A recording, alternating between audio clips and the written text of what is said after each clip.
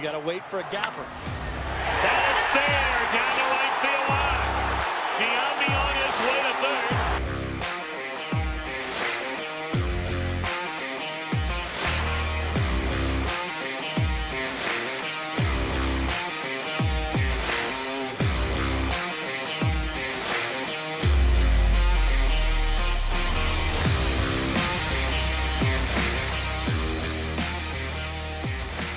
And they're going to wave him around.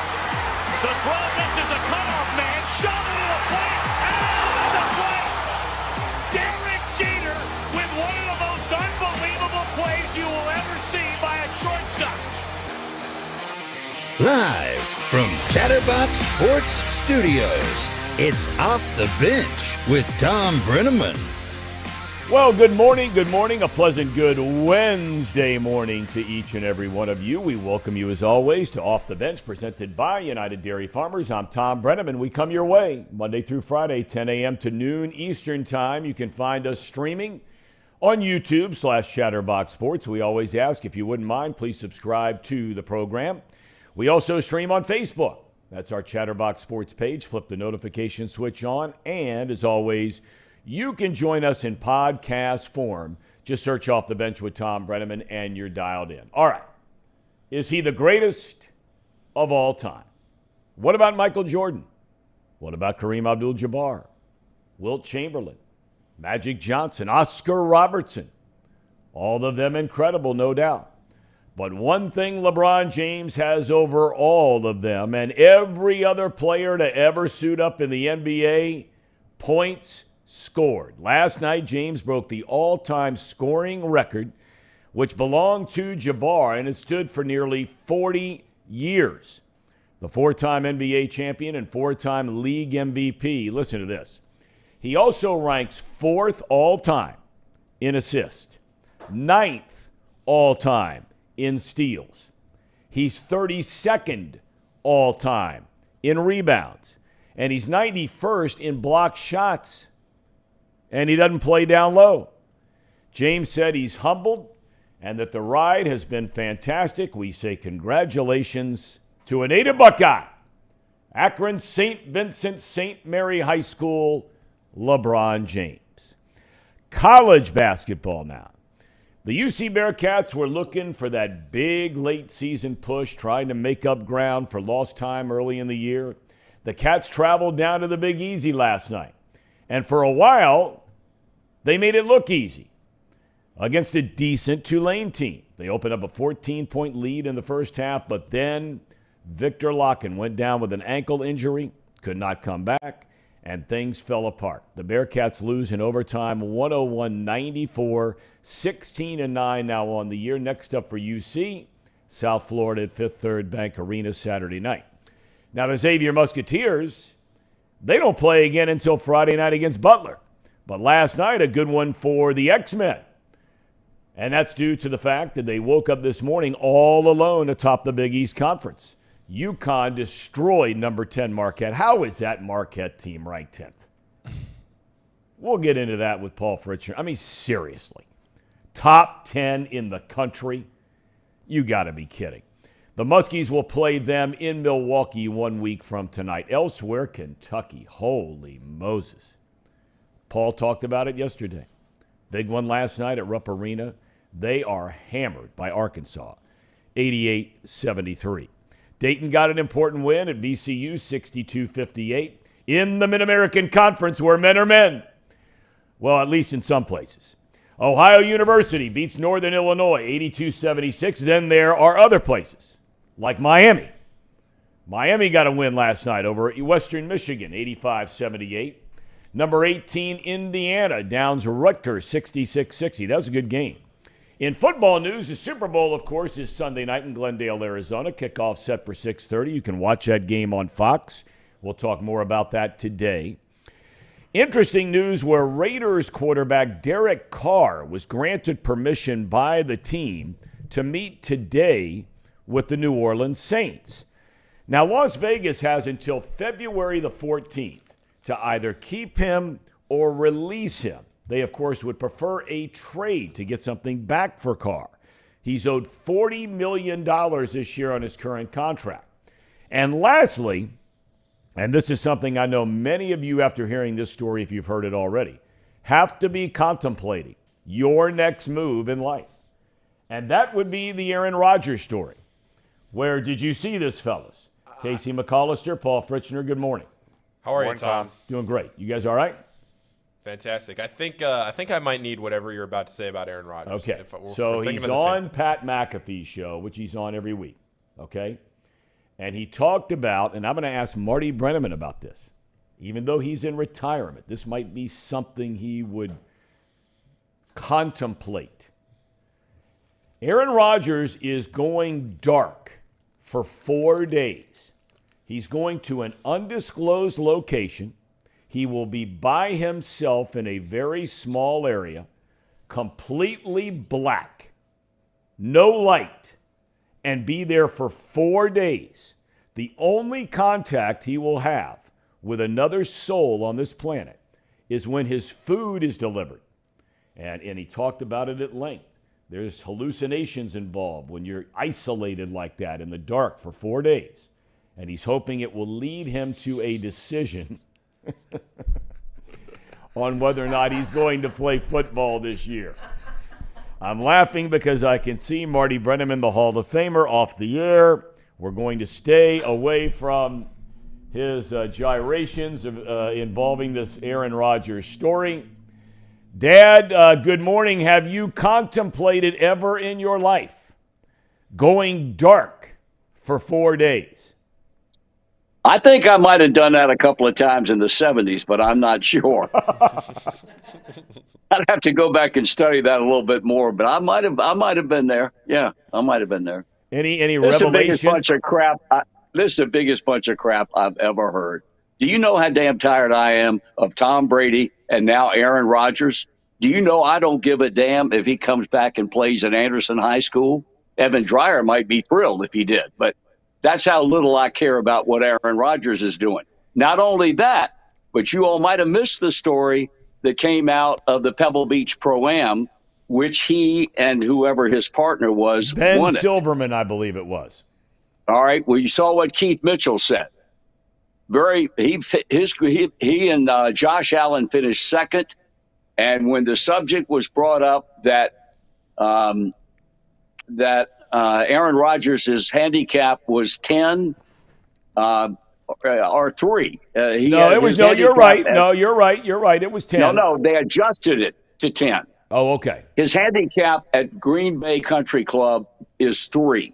Okay. They adjusted all the amateurs' handicaps, and his handicap for the Pro-Am was 10, and Keith Mitchell called him a sandbagger and said that's not correct. He said, as far as I'm concerned, Josh Allen and I finished second, so really we finished first because we don't sandbag. And he did. He had nothing nice to say about Aaron Rodgers. Wow. Go back and read it. Have to do that. Yeah. All right. We started the show, and you and I were talking about this last night. You and I and your grandson, my son, Luke Brennaman, went to dinner last night. Indeed. Yes. And we covered multiple topics. One of them was, and look, it doesn't matter what the sport is, right? I mean, if you talk Correct. about baseball, you can make an argument for Aaron. You can make an argument for Frank Robinson. You can make an argument for Babe Ruth, whoever you want. And it all depends on really your generation and who you saw. And, you don't know about this guy. And obviously Luke Brennaman knows nothing about Michael Jordan besides, the 30 for 30 stuff or whatever it was called, Last Dance. LeBron James, the all-time leading scorer, I gave where he ranks in so many other categories, which is just incredible. For you, and you're one that has seen all these guys. You were broadcasting professional basketball back in the ABA. I mean, you saw, even though they were in the NBA, you saw Oscar Robertson. You saw Wilt Chamberlain. You saw Kareem Abdul-Jabbar. You saw all these Michael Jordan. Is LeBron the greatest of all time? Not for me, he's not, but I say that with a great deal of prejudice because Michael went to Carolina, I went to Carolina, and you can argue this until worlds collide. Michael Jordan, if you want to make an argument with Jordan, you talk about his offensive skills. the all-time leading average scorer in the postseason, a guy who in 1988 was an NBA Defensive Player of the Year and also averaged over 30 points a game. Nobody had done that up until then, and nobody has done it since then. Only player in the history of the league to be Defensive Player of the Year and also score 30-plus points a game. Now, on LeBron James's side, more rebounds, more assists than Michael had collectively.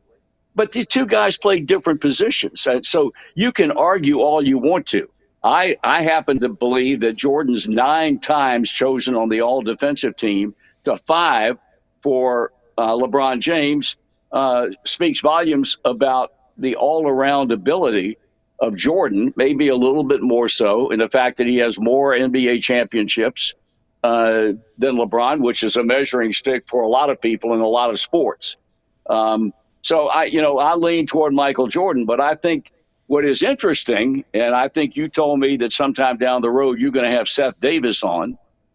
Seth Davis says that the all-time greatest player, and here's the way he qualifies it: high school, college, and professional, is Kareem Abdul-Jabbar. Yeah. He was the best player of his time in high school. He was the best player of his time in college, and he was the best player of his time in the NBA. Michael Jordan was an okay high school player. People used to joke when he went to Carolina, the only person that could hold him under 30 points a game was Dean Smith. God rest his soul. So if you want to make an argument for Jordan as the greatest basketball player in NBA history, or LeBron James, but Seth Davis says it's Jabbar, high school, college, professional. So it's an interesting argument. It truly is. You know, it really is amazing when you think about. Let's start here, for a second with a couple of other names that never seem to come up. Will Chamberlain gets overlooked, I think, in this whole. I don't know how you can overlook somebody who was 7'2", 280 pounds and chiseled out of stone before we ever saw guys built like that. I mean, he was just right. From a physical specimen, unlike anybody that had ever played the game. Of course, for those who don't know, he's the only player that ever scored 100 points in a professional basketball game, and there weren't 3-point shots back in those days, and he wouldn't have taken them even if there was. The two guys that come to mind, Dad, are Chamberlain and Bill Russell, because no one won more championships, if you're going to use that as a barometer. I mean, he had almost 2 hands full of championships. Those two guys, to me, maybe more than anybody else in this debate, get overlooked. Well, again, when you bring up those two names, you can also qualify that. You could very easily call Bill Russell the greatest team player in the history of professional basketball, because while the Celtics were okay, everything changed when Russell came out of the University of San Francisco, and more NBA titles. A guy that was truly and all about the team. Now, he was surrounded by outstanding players. There's no question about that.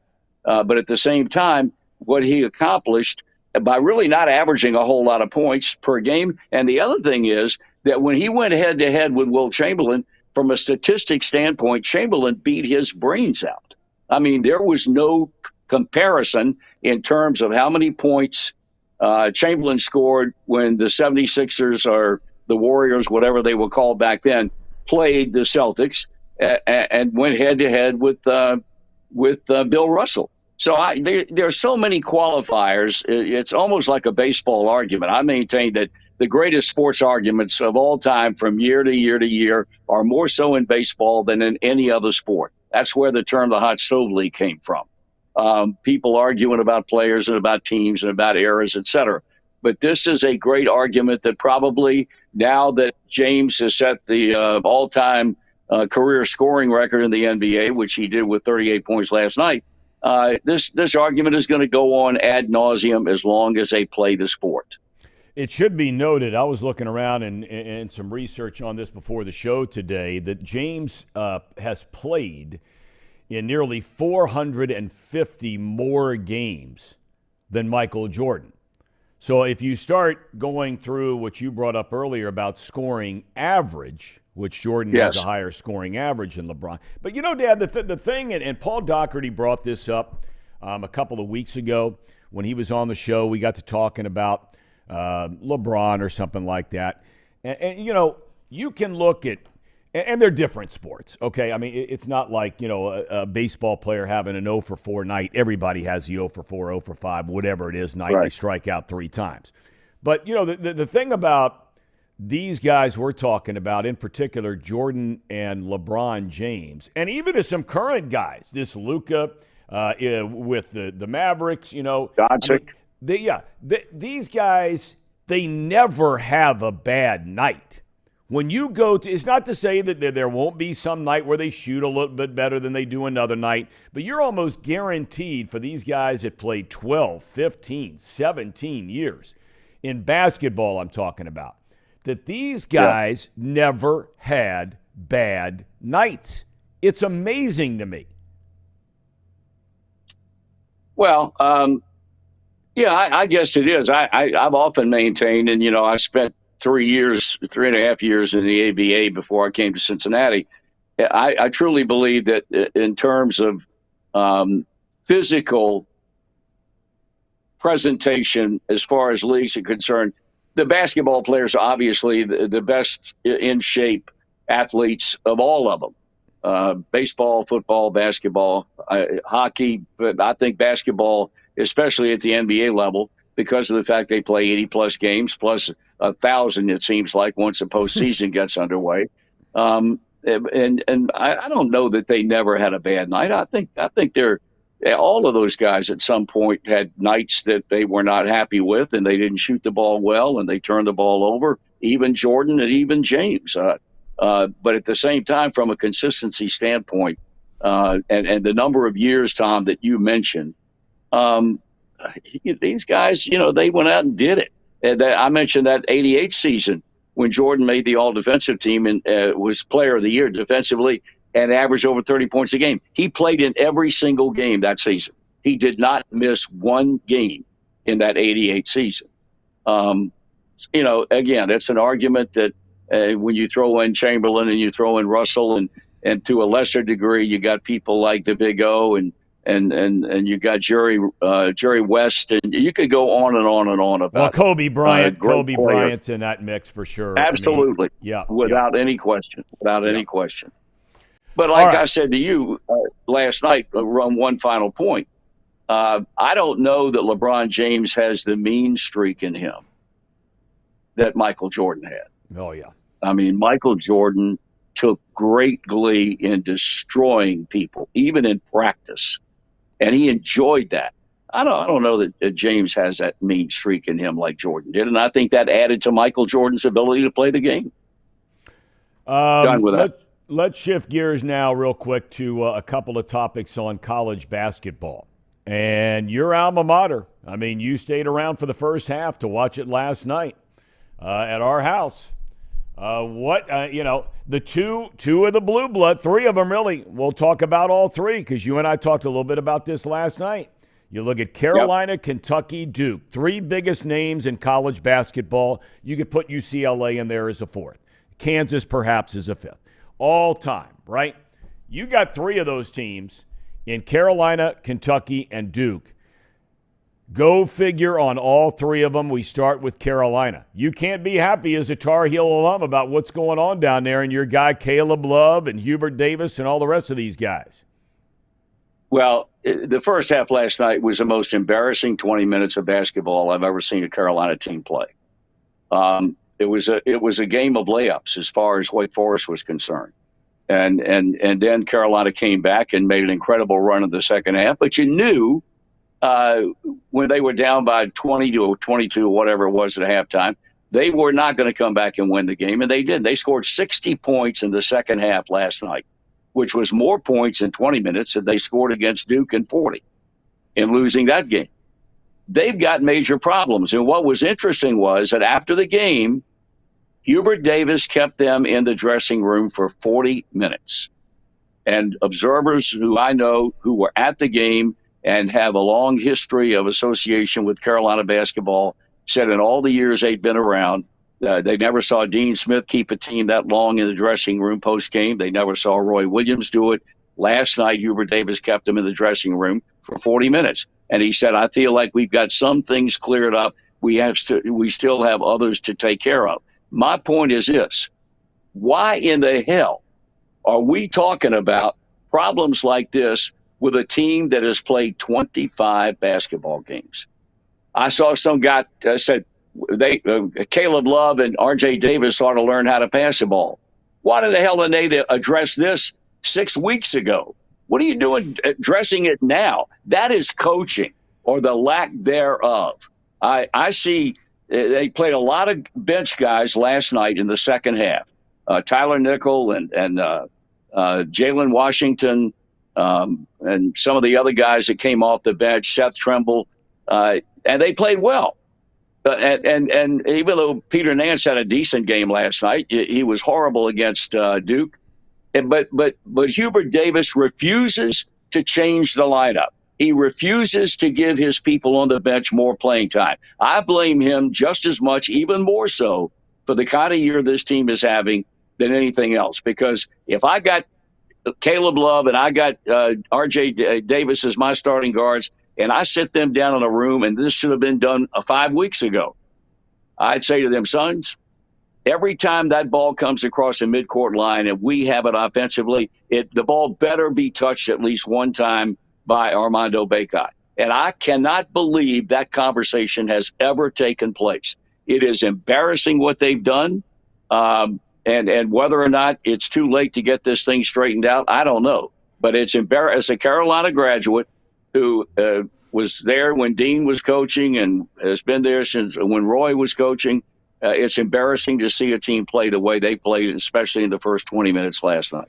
All right, I want to ask you, you went on Twitter either last night or this morning, and, there are a lot of UC Bearcat fans that are wondering what's sort of the state of the program right now. They got bad luck last night with Victor Locken being injured. They looked great in the first half of that game. They built this huge lead. Locken, who arguably has been their best player in recent weeks, recent games, he gets injured, can't play the rest of the game. They lose in overtime.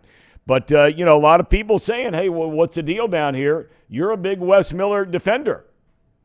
I sure am. And I think Wes Miller, his track record, granted, that's the only way you can judge a guy now. I don't care if he coached UNC Greensboro. That's where he coached. He did a heck of a job there.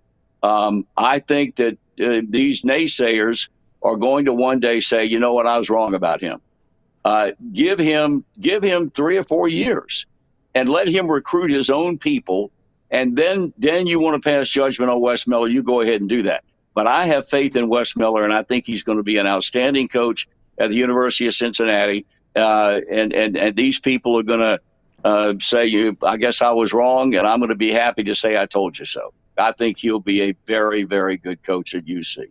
Paul, before we get to a baseball question, do you have any questions about college basketball, since you literally stay up all hours of the night like a common degenerate watching these games? Yeah, I do. I watch probably 5-6 games a night. So, Marty, I'm curious, from the game against Duke over the weekend, Duke, North Carolina, everybody was talking about Duke. Is that getting them back on the right track? And then they go lay an egg down against Miami, who's, Jim Larenega's got them playing well. They have a good team this year. It's not a team I'd want to play in the tournament, of course. Larenega's always got those guys rolling. What do you think that says? Do you think it says more about Duke that they only won by 6 at home, or do you think it says more about Carolina that they couldn't get it done on the road? How do you kind of read into a game like that when both Duke and North Carolina then go and get blown out the next week?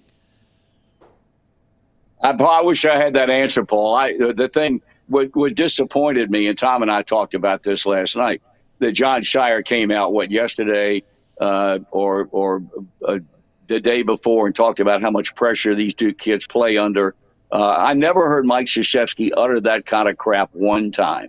It is a given that if you go to Duke, you go to Carolina, you go to UCLA, you go to Kansas, you go wherever that has a high-profile college program, you are going to be playing under the attendant pressure that is brought to bear by the fact that your team plays at as high a level as there is to be played in college basketball. I'm not interested in hearing that crap from a first-year coach, and that's an excuse. We'll wait and see how Carolina plays against Duke in Chapel Hill. As bad as they've been a pretty good team at home. I thought they had chances to win that game as bad as they played. And again, I go right back to the fact that those two guards, they have make bad decisions on the floor. They take terrible shots, and nothing is done about it. And I really believe, and I hope I'm right, that these two programs are going to be fine down the road. I mean, a lot of people forget about the fact that, when Mike Krzyzewski took over, I did a game at Freedom Hall in Louisville against the University of Louisville back in 1981 or 82, and Louisville wins by almost 50 points. And there was a time when Krzyzewski was on the brink until he recruited that class of Billis and Mark Allery and Johnny Dawkins and Tommy Amaker and that bunch, and everything turned around. I say just wait.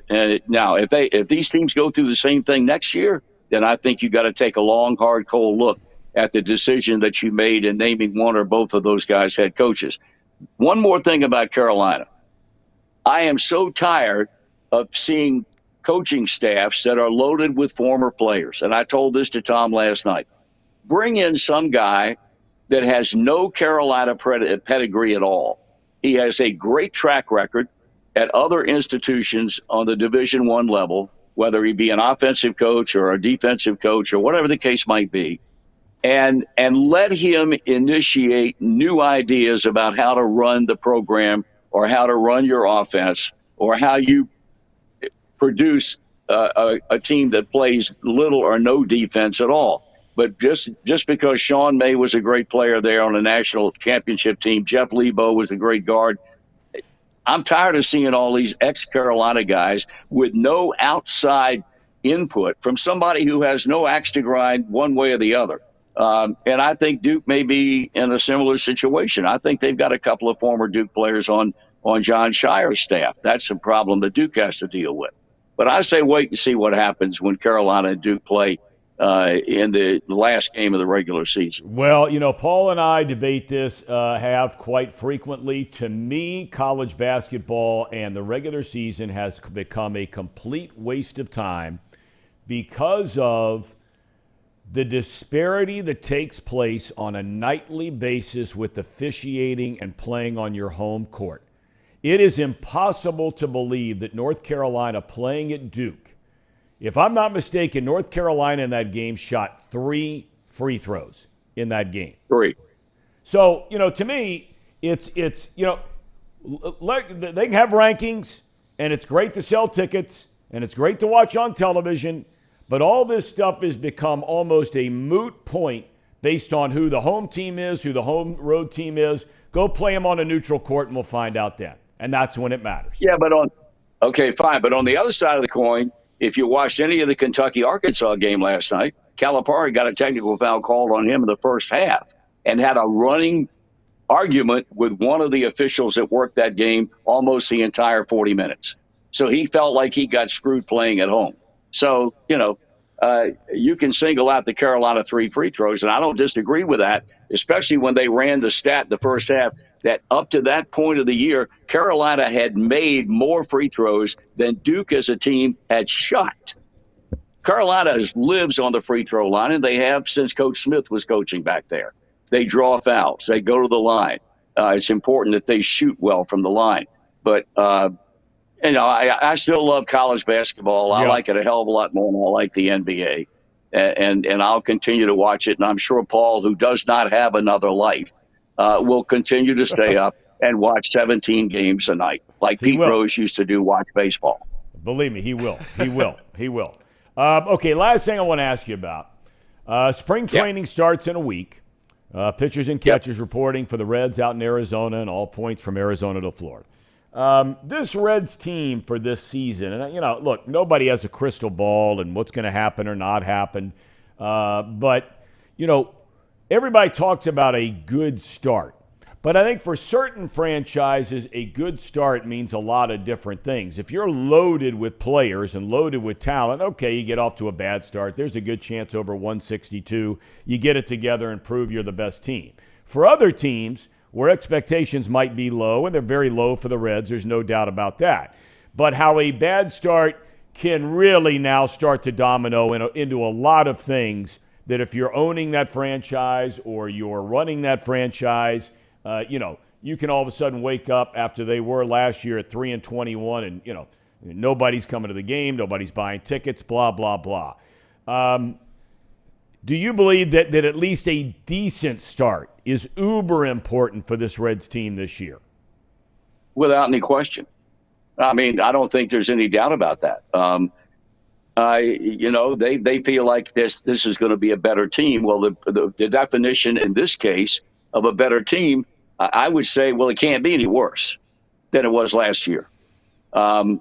So I think for them to have the kind of start that they did last year or something akin to that can be disastrous in terms of fan interest. So I think it's very important that they get off to a decent start through the month of April. And if they do, then they're that much further ahead of the game in tricking the so-called experts. If they don't, then they could be in for a very, very long season. I am still concerned, and I've said it, I'll say it again, how in the heck they're going to score runs. Yeah. Because the bad teams are the teams that say, well, we're going to be better if this, and this happens. Good teams don't say that. And that's what this team is saying now. If this, and this happens. You got to wonder. I think the acquisition of Will Myers is a great one. I think I've always been a fan of this young man. He's looking to come here on a one-year deal and turn things around so he can get a multi-year contract from somebody else. You just face that fact. You don't know what you're going to get out of Joey Votto. You don't even know whether Joey Votto is going to be ready to play when the season begins. And then you've got other people. Where is the offense going to come from unless some of these young players all of a sudden mature in the offseason and start to post some big numbers? As I've said, I think their pitching is going to be much better than it was last year. But they've got to be able to score runs. And right now, I have a hard time finding out where those runs are going to come from. Marty, I'm curious. I don't want to put you on the spot as a gambling guy or not, but I am just going to ask you this question. Our sponsor, Betfred, just posted their Major League Baseball season win total lines, and the Reds' win total is posted at 65.5. Do you think that the Reds win 66 games this year? If I'm a betting man based on the 65.5, I take the over on that. There you go. Now, and the over could be 68. It could be 68. And that means you're 68 in 94? That's probably good enough for last place.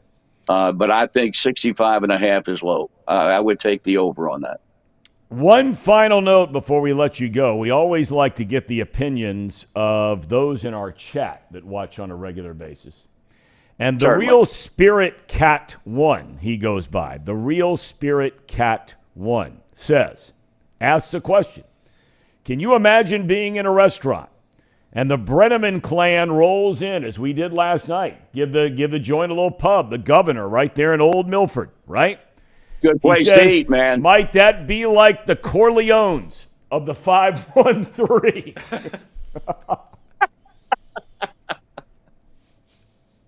We've been compared to a lot of people, but the Corleones, in fact, I'm reading one of those books right now. I'm reading one of them. I don't want to be compared to the Corleone family. But you and your son, we refer to you as the Don. Yeah, well, him maybe. He's the one that's going to be the Don. He might be already. He's making more than you and I both every month, I think. All right. Well, Dad, thanks for the time. Pal. Great to see everybody's all excited that you were on here. I just want to make sure today I didn't miss anything from our good friend Everett, because he's the one, of course, that you've called out on the carpet. He asked an innocent question. Harry Potter. He's asked innocent questions all the time about what's the guy's name? Dumbledore. Dumbledore. Yeah. Okay. All right. Everett's in the chat, but he has not said anything about Dumbledore. So we'll leave that be. Well, God bless Everett. Well, one other guy wants to know, and this is look, I'm not sure I like this question, but someone points out, and I'd have to go back up here and try and find it, saying that you dress a lot like Ellen DeGeneres. What? I'm just telling you, someone made the comment, said, I really like the attire Marty wears regularly. It reminds me, oh, here it is, Dirk Diggler. He says, I love how Marty dresses like Ellen DeGeneres. Dirk Diggler. Dirk, let me say something to you. This damn top I've got on right now costs more than your entire wardrobe. And you're looking askance at the way I dress. Maybe you're not. Maybe you like the way Ellen dresses, and maybe she wears these same type of half-zip pullovers. I don't know. But if you're trying to be cute, I don't find that a bit funny. I swear to God, I don't. Okay. Hey, God, I bet you wear, Dirk, I bet you wear some nice stuff. I bet your stuff is really nice. Sir Boy Wonder follows it up with, and he's our main man. He says, do you know how to do the Ellen dance? I didn't even know that Ellen danced. I didn't know that. I don't watch daytime television. So I would not be familiar with her show or The View or any of those shows that come on during the day. I just don't watch daytime TV. I have more important things to do than Dirk Dickler does and some of these other people. All right, well, I mean, I had to ask. It was out there just waiting. I'm sure you did. Absolutely. God bless you for asking the question. Yeah, I mean, the ball's right there. All I'm doing is putting it on the tee and handing you as your caddy, just handing you the driver, and off we go, right? You've been doing that a lot in your lifetime. Yes, indeed. Okay. All right. Well, we love you. Thanks for the time. We'll see you later. All right, Paul, Casey, good being with you guys. Good seeing you, Marty. Thanks, Marty, as always. All right, I'll see you next week, Tom. Indeed. I mean, right there, it doesn't get any better than that. Oh, yeah. Dirk Diggler. Somebody followed with, no, Marty doesn't dress like Ellen DeGeneres. She dresses like him. I cannot believe that Dirk didn't come back after that topic was brought up. He had that comment very early on. Everett, of course, is loving every minute of it because he is not, taking a whipping here like that he normally gets. Everett says, Tom, if you want, I will come up with a Harry Potter-themed question every time your dad is on. I think that's a great idea. I think that's great. That's a great idea. Look, all we've ever done is want audience contributions on this show, and for the most part, they're usually pretty good. So they're really good. I mean, we've got a good group, and we'll take some phone calls today, right, Casey? We can do that? Yep. We'll take phone calls today. I mean, we've heard, from a couple of you already. We're experimenting with this. We have some things to get ironed out. And the first thing it needs to change, I don't know if it can, so it's probably unfair of me to say, is all the hoops you got to jump through with actually codes and all this stuff. But I don't know if we can do anything about that. Oh, with the phone? As of right now, no. That is a free program that we're using. So. Okay. All right. Okay. Well, if it's free, it's for me, and I'll have 3, as they say, right? Yep. Right. Okay. All right. So, Paul, we're going to have today, we're going to go through a couple of other conferences in college basketball today, right? Yep. All right. We're going to talk a little bit about the Super Bowl. Want to talk a little bit about, this whole Reds thing that we started there with my dad. And many of you have chimed in about this Reds team. They're not expected to have a good year. Pitchers and catchers report in less than a week. There are lingering questions out there in terms of injuries. Dirk Diggler, by the way, jumped in and said Marty would be huge on TikTok. Probably would be. Do either one of you guys make TikTok videos? I actually just started making TikTok videos not too long ago. And what's your, they don't call it a handle, but what is your? It's just my name. It's just at Paul Fritchner. I started doing, I'm putting together some behind-the-scenes stuff. I kind of realized that maybe doing the stuff as the in-arena host at Cintas, that there might be some fun stuff people might like with behind-the-scenes of college basketball. So that's cool. I'm doing all these I'm putting my first video up today. Well, you know what's funny? I put one up. I checked TikTok this morning, and I kind of forgotten about it. I put one up like 2 or 3 weeks ago. So Patrick Ewing, when he's coach at Georgetown, when he travels with the team, he's so big, tall and big, that he travels with his own chair. They fly a chair with Georgetown just so that he can sit on it You mean during games? Like during games, yeah. So like every team at they have the bench, but it's not really a bench. They're all chairs now. They're all nice cushion chairs in today's day and age. Well, Georgetown flies a specifically branded Georgetown chair with their team wherever they go because it's an extra, foot tall so that his legs have room. Well, I just took a video of this chair and put it on TikTok, and it's got like 750,000 views. I woke up this morning and it had my phone had blown up, and this was a video from like 3 weeks ago, and it had gotten a decent amount of views, and it's like 675,000 likes. Yeah, 75,000 likes just on this video of a chair.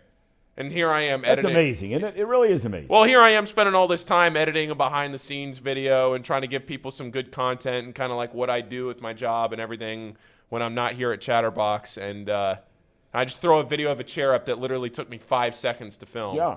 It's got 750,000 views. Well, look, there are a lot. You know what? I'm really not surprised. I'm surprised because I don't understand that sort of world, the TikTok world and everything. I know a little bit about it, not much. But I'm not surprised that people are so interested in some of the things that go on that those of us who are around it, I mean, you've probably known about that chair. Maybe you have, maybe you haven't. Yeah, I mean, do. So the point I'm making is it's stuff that all of us take for granted. You know what I mean? It's like, I look back now, and I was never on social media, and I'm rarely on it now, but I was never on social media, no accounts on social media. There are a lot of parodies out there and that kind of thing. But, just even if you took a 20-second video of every broadcast booth you were in, NFL stadiums, right? Major League Baseball stadiums, sort of walk down a hallway behind the scenes of, baseball you'll walk past in San Diego, the way it's set up with a visiting radio, visiting TV, home radio, home television, all the way out to the dining room and where it looks down on. I mean, people love seeing that stuff because they're never going to see that stuff. That chair. Now, if you're sitting down there by the Xavier bench and you're one of those highfalutin season ticket holders, whatever it is, you'll see it. You may not even know about it. Yeah. Right? But now all of a sudden, people everywhere get a chance to say, gosh, I never knew that. That's pretty cool. And it's really cool to be able to learn about something that you didn't know before. Yeah. People are curious by nature, right? Yeah. And when you're a sports fan, it's become all about experiences, really. When you go to charity events now, right? People don't want to go buy the fill in the blank.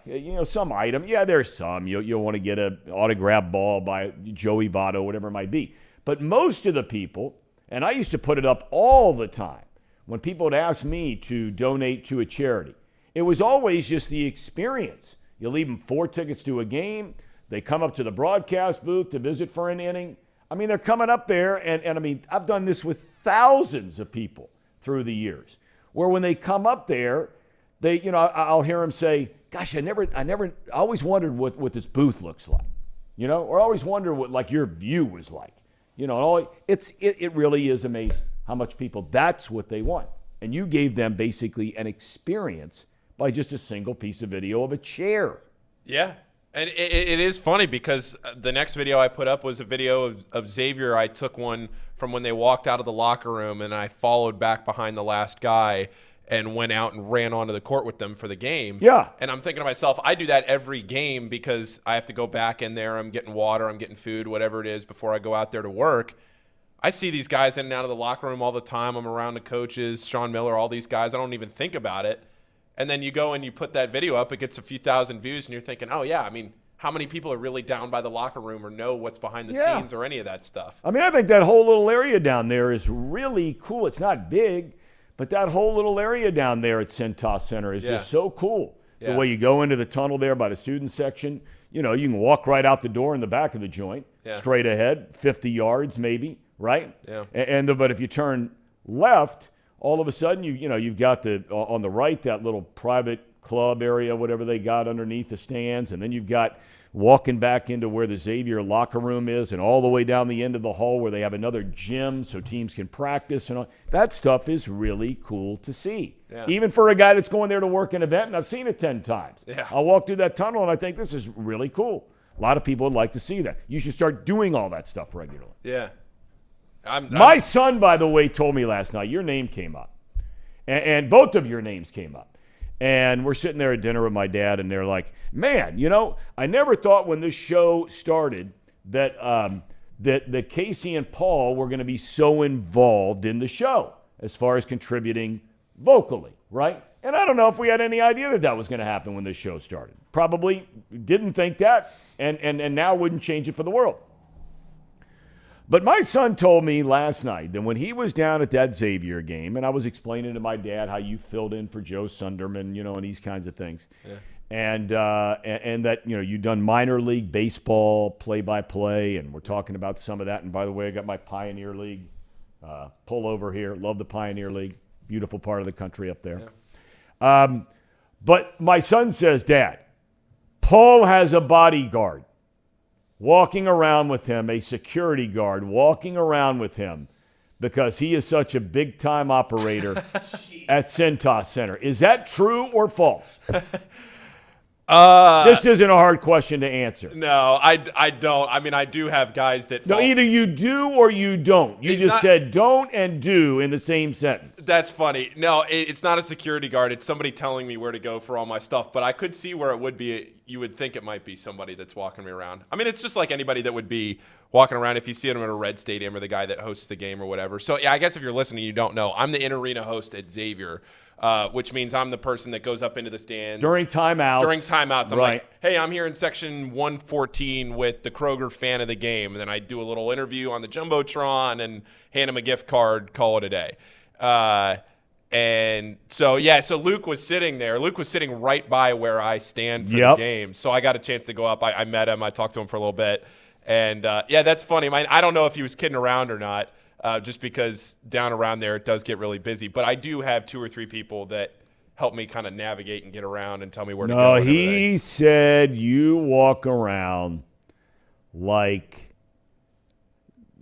the president of the joint over there. Paul was just trying to be modest. He didn't want to seem like he's this big profile. He didn't want to outclass us. I'm just having fun. Enjoying a game. But I do have some help to get around. Jim Day was pointed out by Joshua Morgan here on the chat. He says Paul is the Jim Day of Xavier basketball. We love Jim Day on this program. Yeah. Funny dude. We got to have him on sometime.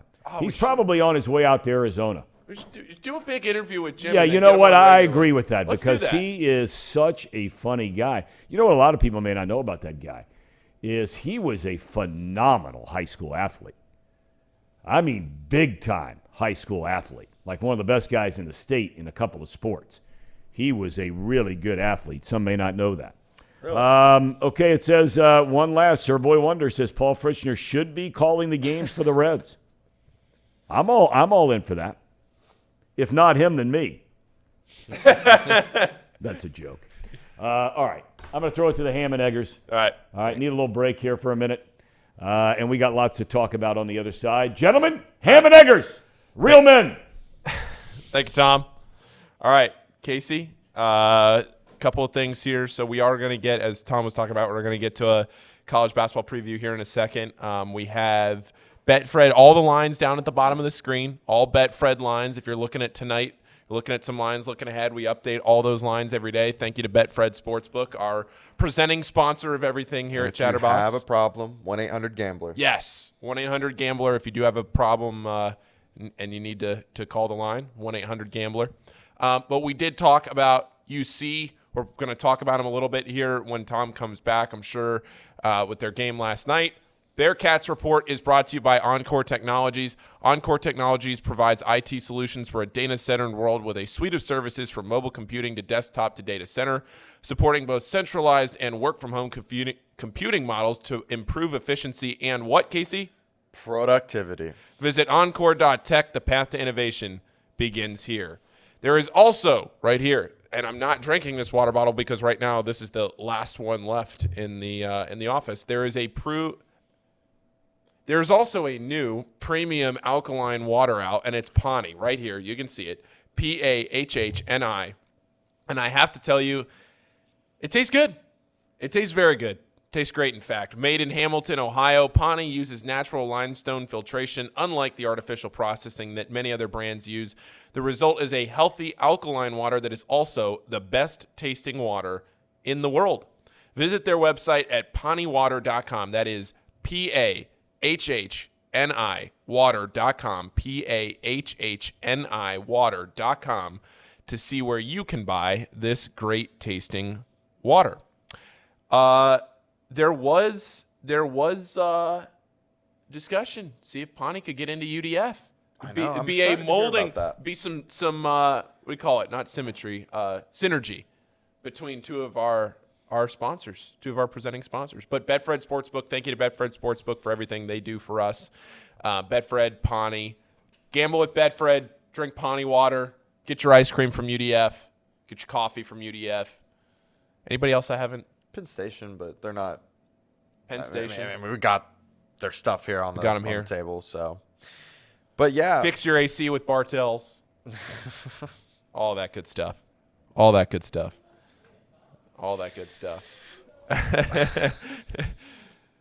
right. So we have about an hour left in the show. Then we're going to do the box lunch after this show today. Thom, sounds like your schedule is updated. I don't know if you want to give the people an update on your schedule. I am not going to be here tomorrow, Friday, or Monday. I am very sorry about that. I was only going to miss Friday and Monday. We are going to visit my mother-in-law and father-in-law out in Arizona.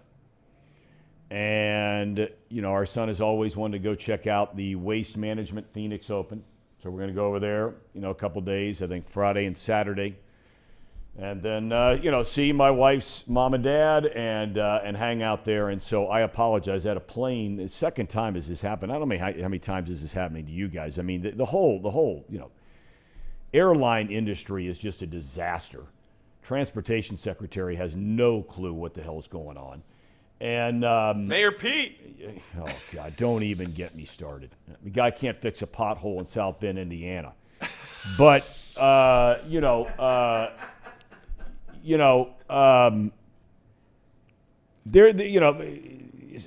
were talking about Southwest Airlines earlier. Brandon and I were, and I was one of Southwest Airlines' biggest fans.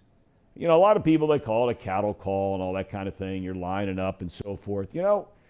If you just check in 24 hours before, you're going to get a good seat. It's a nice plane. They're comfortable seats. And they always were on time. Well, now all of a sudden, they've got this thing where pilots only fly one leg instead of doing a round trip kind of thing. I know there's only so many hours they're allowed to work in a day, and that's understandable. You don't want somebody too tired when they're flying an airplane with 300 passengers on. It's understandable. But now all of a sudden they're having all kinds of issues, and they're having to change flights, and you booked this 2 months ago, and now you find out 3 days before it's going to be a different time or your connection, and blah, blah, blah. And so nobody wants to hear my problems, but I'm sure a lot of you are going through the same things right now. So anyway. Let's get some content. Let's get a video from you that you can just text into Casey and I from the Waste Management Open. Take a video. Are you going to be at hole 16, or what's your setup? Well, the setup is we have the setup is this. We have just sort of general admission tickets for Friday. So we'll walk around and whatever it is. Saturday, there's a group out there, and a lot of people may not know this, but in Arizona, it's the same thing for every single spring train, or I shouldn't say everyone. For 4 or 5 different teams in Arizona, there are these men's groups out there, and they've now expanded into women too. But the group that physically puts on the Phoenix Open, they do everything from the setup to the skyboxes to the passes to marking balls and when you see up the fairways and all this kind of thing, is a group called the Phoenix Thunderbirds. They've run this thing all the way back to when it was the Phoenix Open, played at the Phoenix Country Club. Then they moved up to the Scottsdale Princess Golf Course and the TPC up there. And, it was built for stadium seating and all this kind of thing, meaning, you can sit down on the grass or put chairs, whatever it might be. Well, then all of a sudden that 16th hole thing exploded. I was back there in the days when I was first hired by the Diamondbacks. And in 95, 96, 97, all this was just starting to get going. It all started with a bunch of students basically from Arizona State. They'd come up there, set up shop, drinking beer all day long, start raising hell, and something that nobody had ever seen in the sport of golf, where it was like a football game, And I'll never forget, and I had never heard this before. I'm not a big golf guy, but David Duval at the time is one of the best players in the world. Was it Duval or Justin Leonard? I don't want to throw one of them in front of the bus. It was one or the other. Anyway, they did not like this at all and came out in the paper afterwards during a round that this is out of control and they need to get this harnessed and, these guys are out, And it's a young guy. And I mean to tell you, the next day, and I just happened to be there because I wanted to be there, I was back behind the tee box at 16. And when he came walking up, and I wish it was either Leonard or I think it's Justin Leonard. And I mean, when he walked to the tee box, you never hear anybody in golf booed. And on the 16th hole, they don't introduce you like they do on the first tee. From Washington, D.C., Paul Fritzner, right? Whatever. But everybody knew he was coming. And I mean to tell you, the second he stepped up there, they just booed the snot out of this guy. He goes ballistic about it afterwards again. And then it took him 2 years to finally just realize, hey, even if I disagree with it, don't ever say it again. Just say, oh, it's great, and that's what he did, and, happily ever after, right? But so to answer your question in a very long-winded way, Saturday we are going to be sitting right around the green in a little skybox at the 16th hole. Oh, boy. So, it'll be fun. Take some video.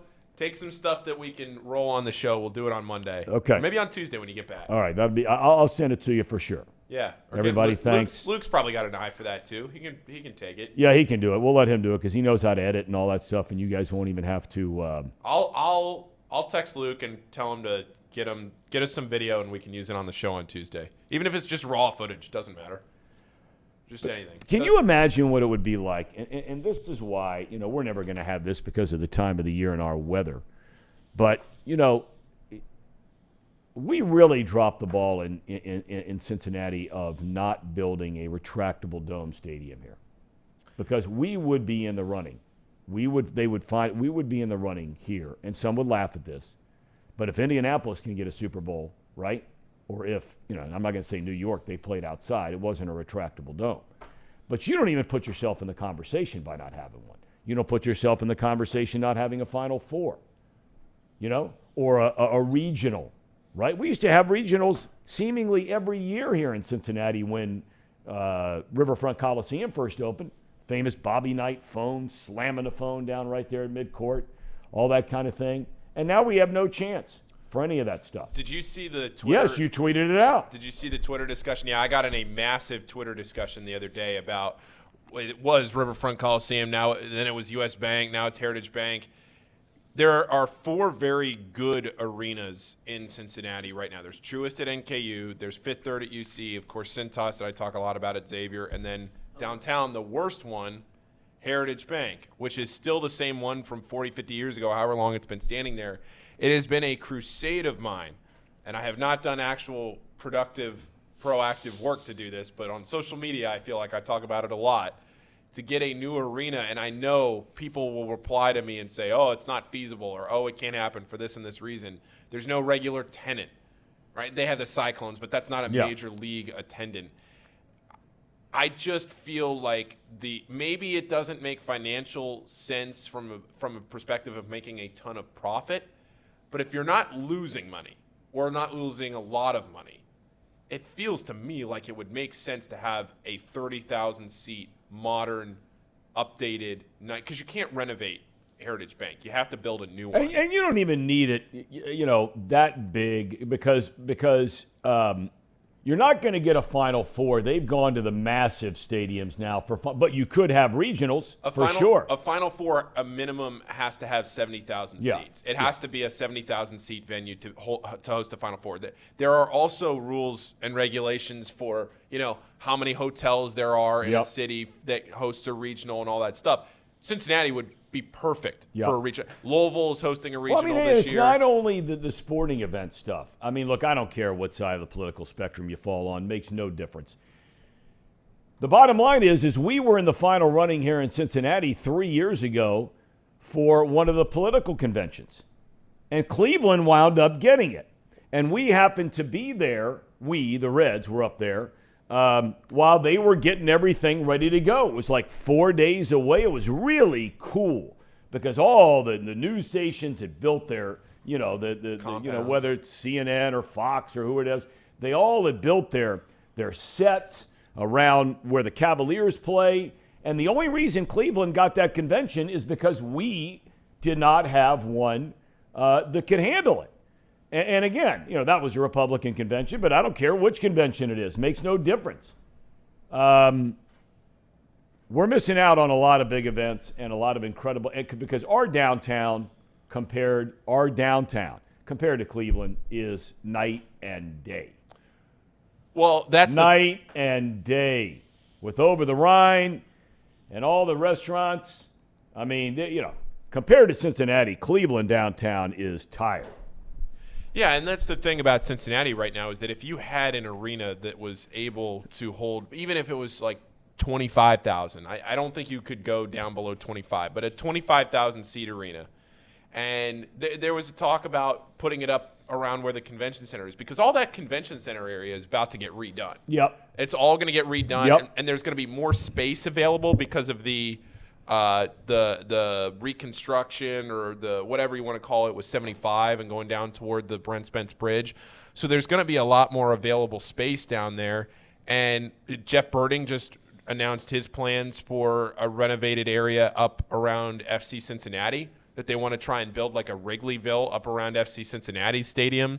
And all it is right now is just it's an arms race to find more and more entertainment venues and to do what you did at the Banks. I mean, if you look at the pictures from 20 years ago when they got rid of Riverfront Stadium and to where it is now with the apartments and the banks and the parking garages and everything else, it's a completely different city down there. No doubt. And I do think that Heritage Bank Arena is in a good spot. The problem is if you tore it down, you'd then have to wait 3, 4, 5 years, however long it takes to rebuild it That's back all right. up. It's okay. But it just seems to me like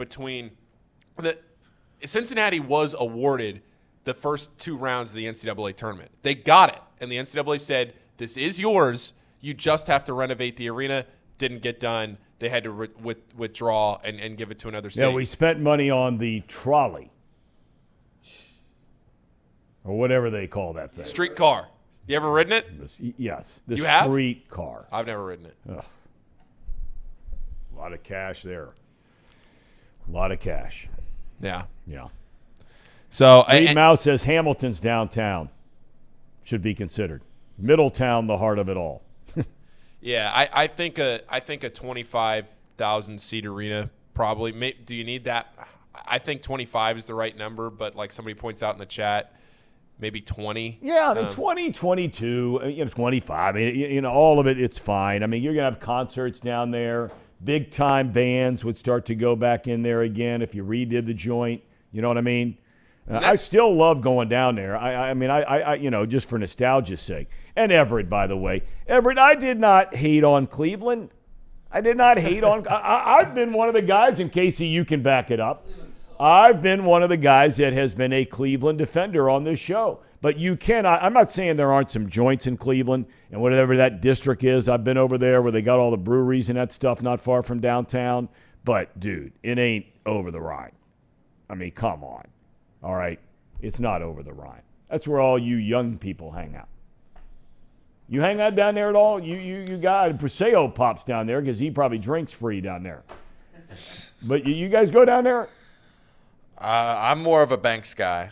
I like going down to the banks, and I've been going to the games a lot more as of late, so that's where I've been at. They got some good joints down there too. Yeah, they do. Good joints. OTR is more of the like the DJs and that kind of like that kind of music. Yeah, but that's your crowd. Kind of I like the live music. I like going down to the banks. Okay. I like the live music. But yeah, I mean, you like that boom, boom, boom, boom, you know that stuff. The what? You know that like it never ends where you go somewhere like that retro.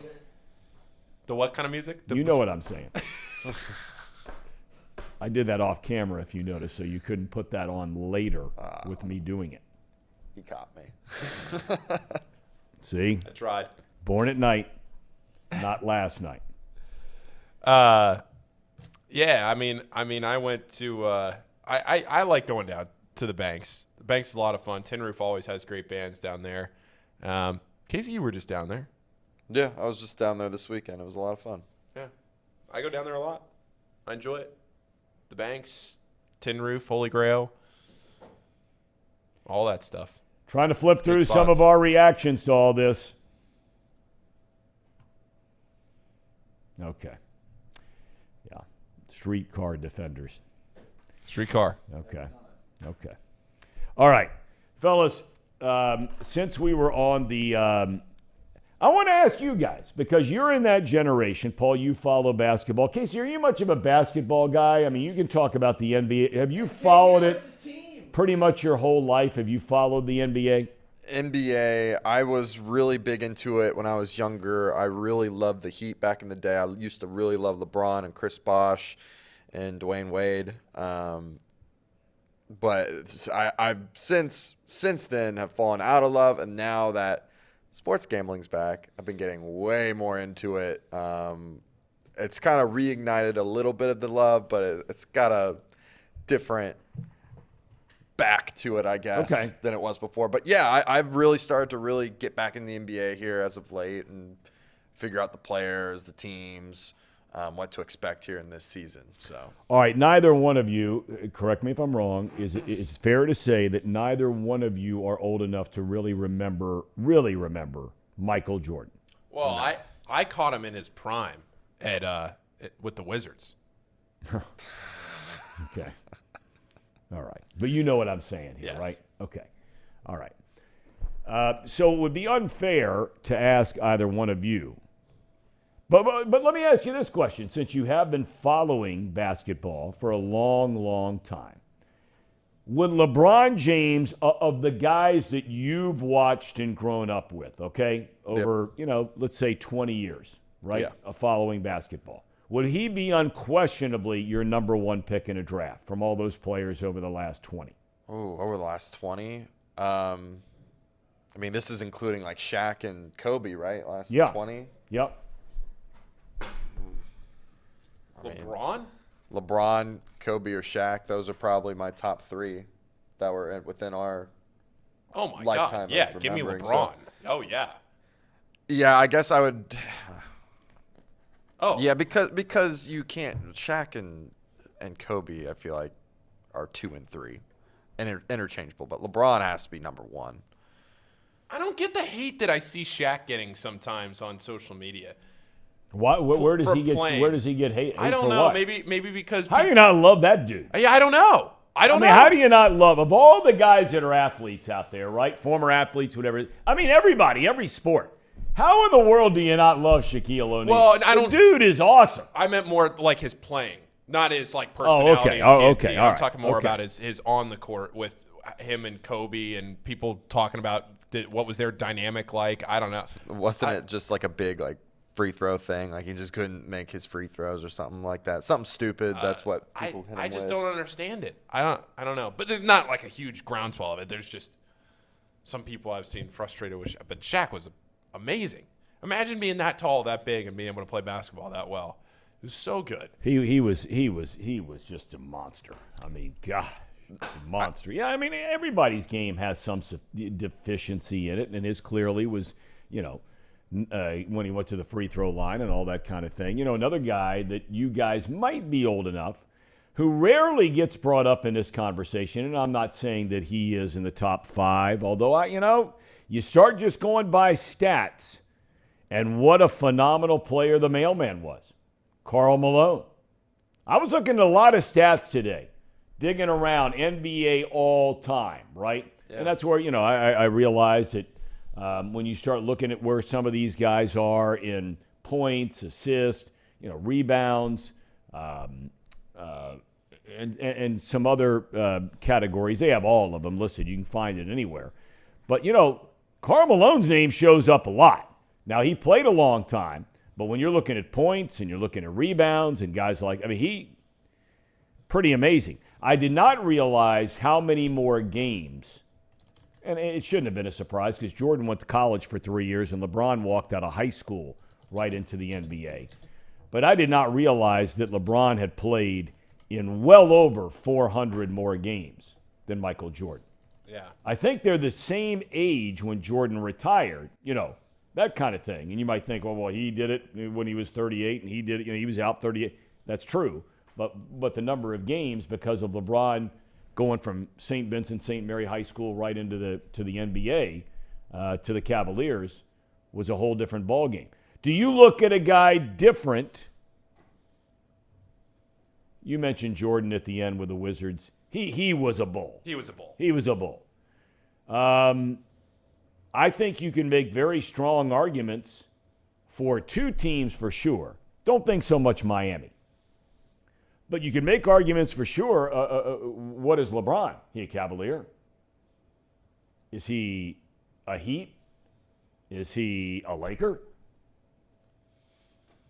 If he went in the Hall of Fame tomorrow, and you have to pick a team that you go in, kind of with baseball, right? They're going to do your hat with the logo on it on your bust, right? In there in the Hall of Fame plaque. What does LeBron James go in as? I'd say probably the Cavs because of that 2016 title, but he won more with the Heat. I think the Lakers would be the last on the list. Okay. Unless he wins, say, another one with LA, then they're in the discussion. But I don't think that LeBron is going to want to go in as a Laker. Just maybe he does. Maybe knowing LeBron, well, not personally, but maybe knowing you don't know him personally. Maybe following LeBron. I wish. Maybe following LeBron. I don't know if I feel like he would either have a strong opinion of wanting to go in as a Laker or saying, No, that's Kobe, because he and Kobe were very close, very good friends. I feel like LeBron would either want to go in as a Laker and want to be part of that tradition, or he wouldn't want that at all, and he'd want to go back to the Cleveland, Ohio. I got to believe it's Cleveland, right? Yeah, I think it's Cleveland too. That's where he spent most of his career, and I think that's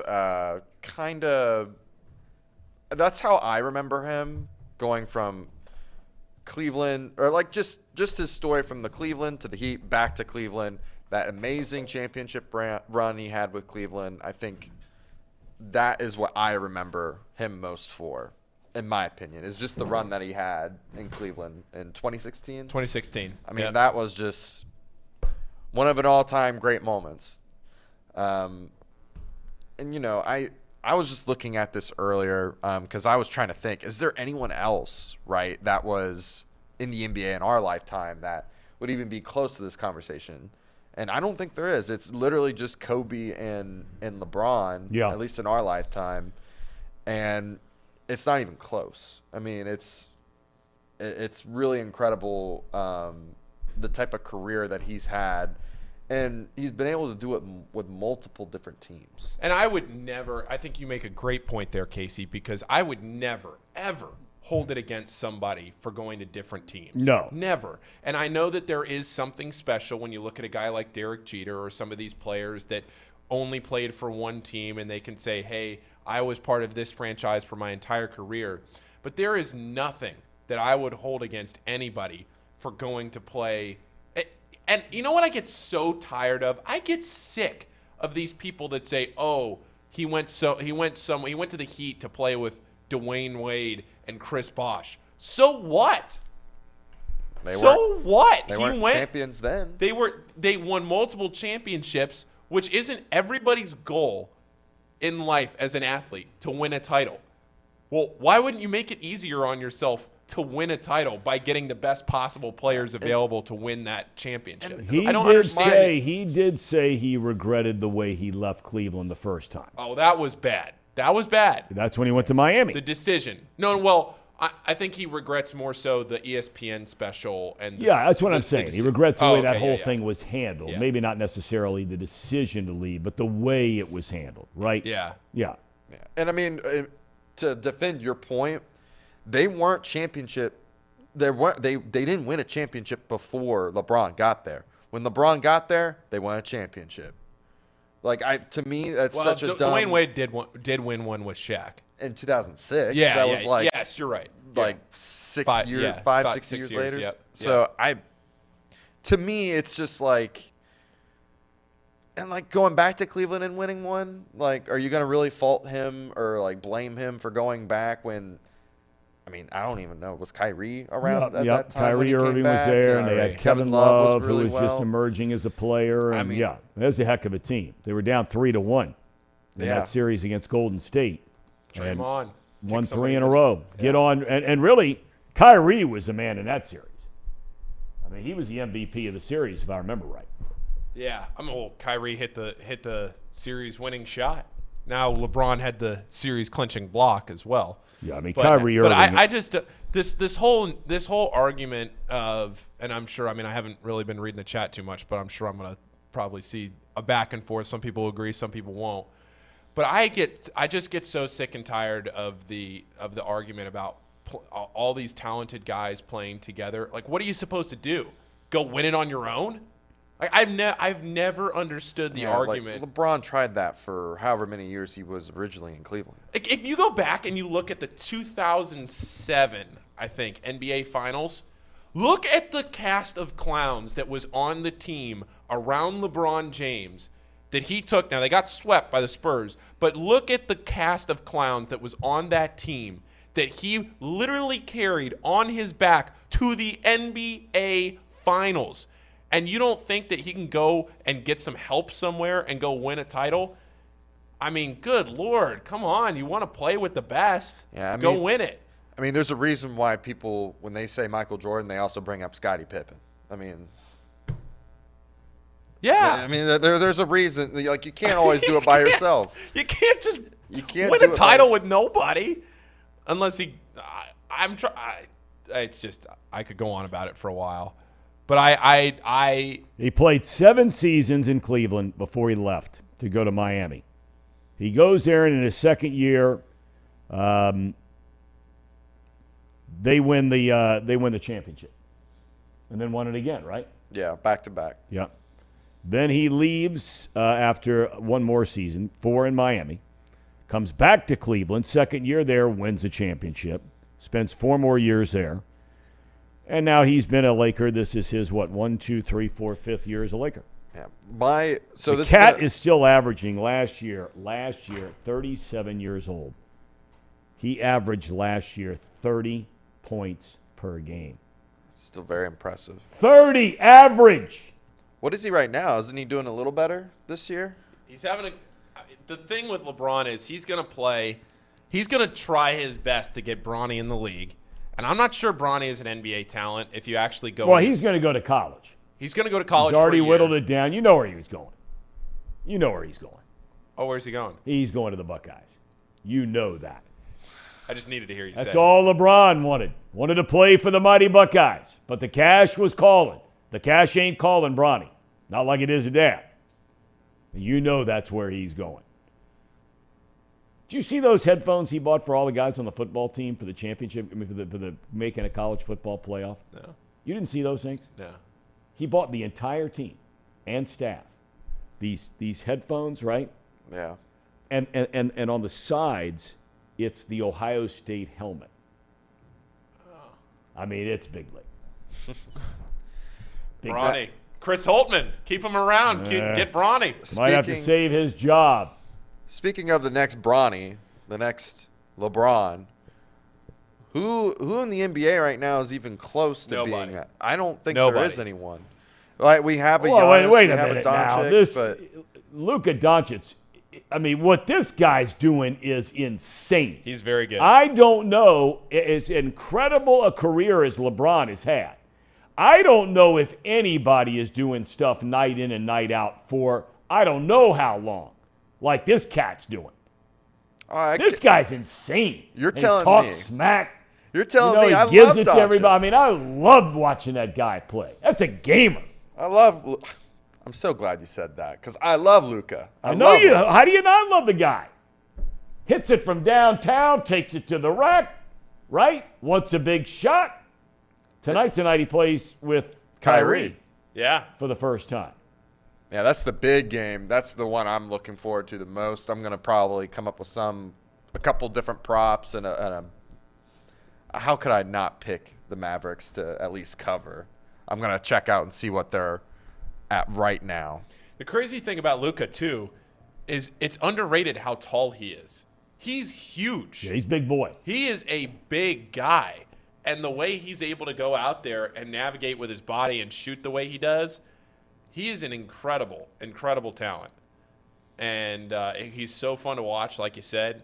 He's great. He's made the Mavericks as good as they are right now. And his last 3 seasons, he is averaging 35 a game. Luka. 35 a night. The Mavericks are. I mean, it's just and he's playing 36 minutes per game. Yeah. The Mavs are underdogs by 8 points against the Clippers. That's going to be a really tough match.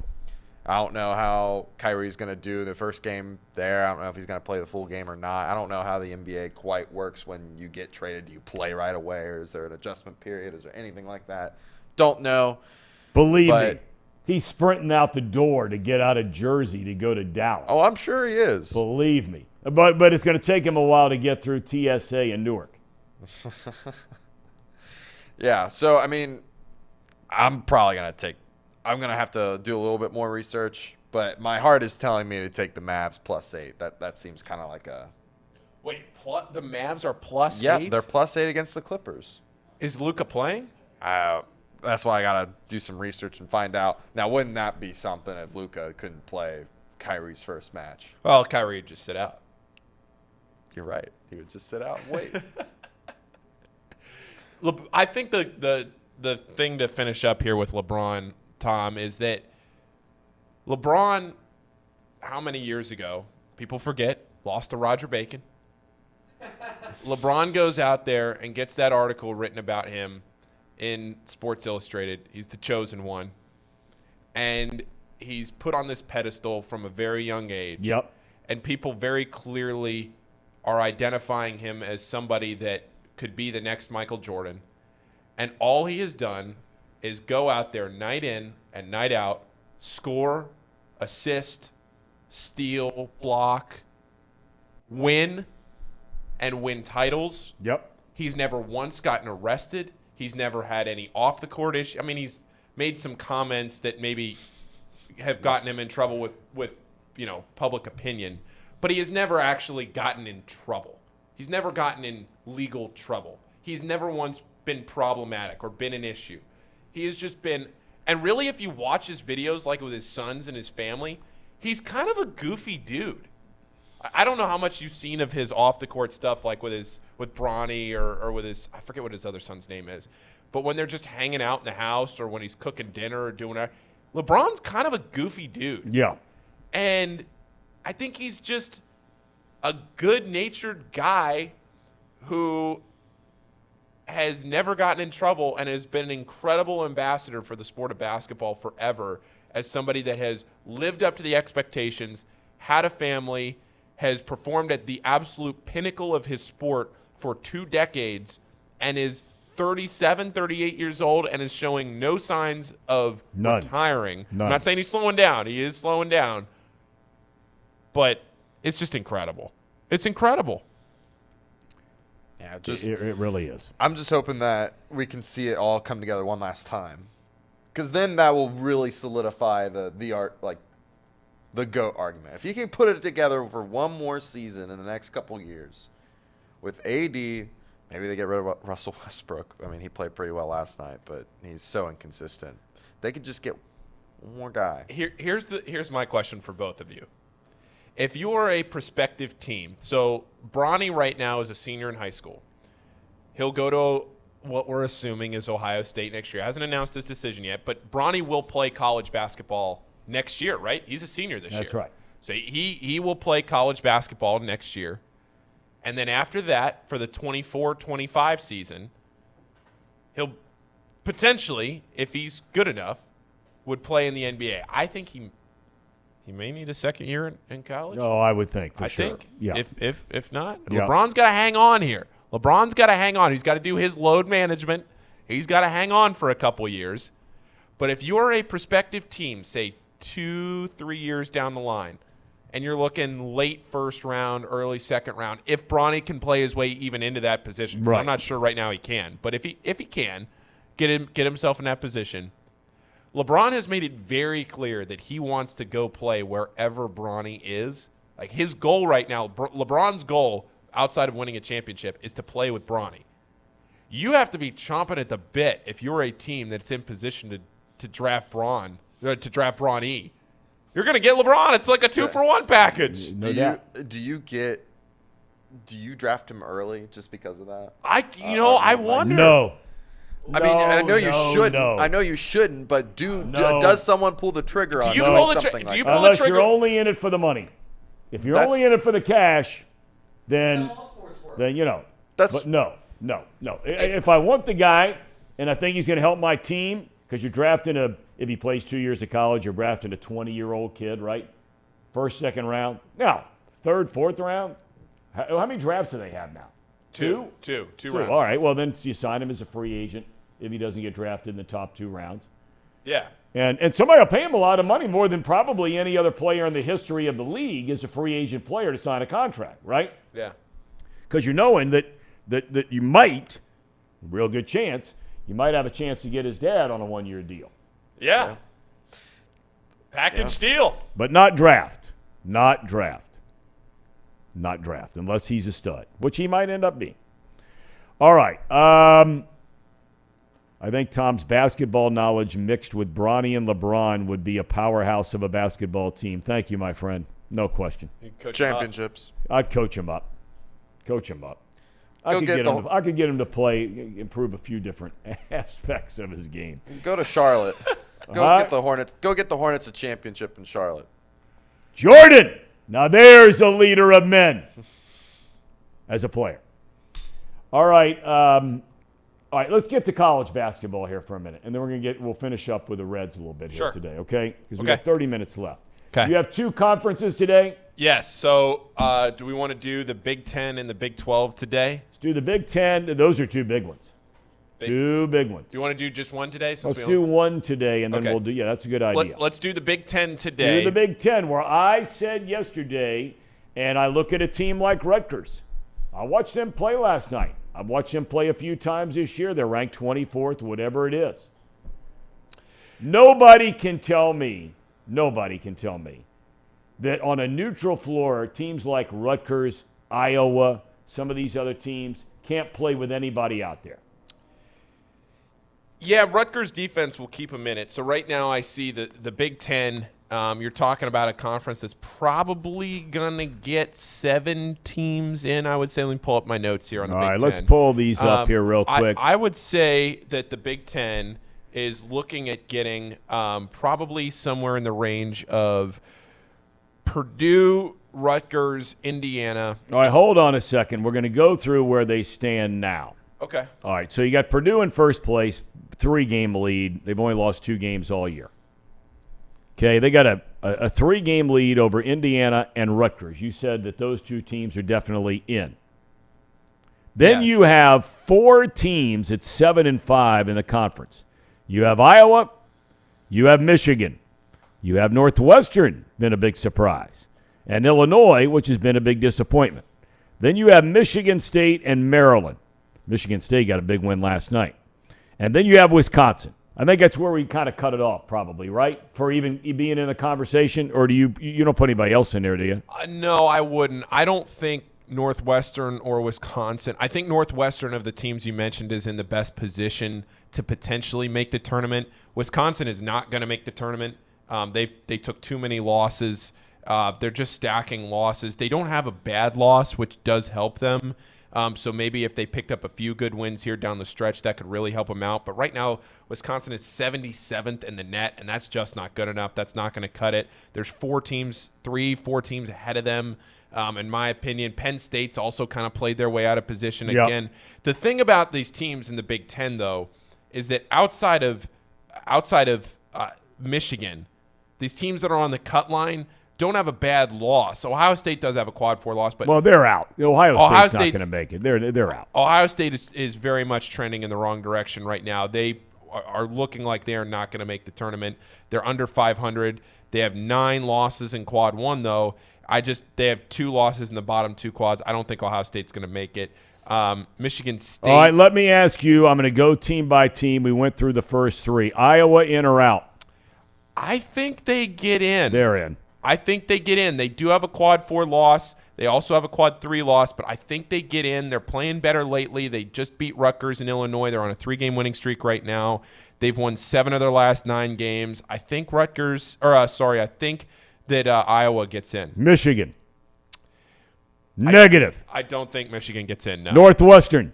I will say that Northwestern doesn't get in, but they are in position to play their way in, and they have wins left on their schedule to do that. They have 6 quad 1 games left the rest of the season, so they could easily win 3 of those and get in. The Fighting Illini. They're in. Yeah, they're in. But Michigan State. They're in. They're Come on, they've got some big wins this year. They're in. I would put them on like the 8 or 9 line right now. Yeah. Probably on the 9 line. But yes, I think Michigan State's in. So if I hear you right, as of today, and this is subject to change, as we pointed out many times, you're saying Purdue 1, Indiana 2, Rutgers 3. You said yes on Iowa 4. Yeah. You said yes on Illinois 5. You said, was it a yes or a no on Michigan State? I think they get in. 6. Yep. Yes or a no on Maryland? No, not right now. But they could get in.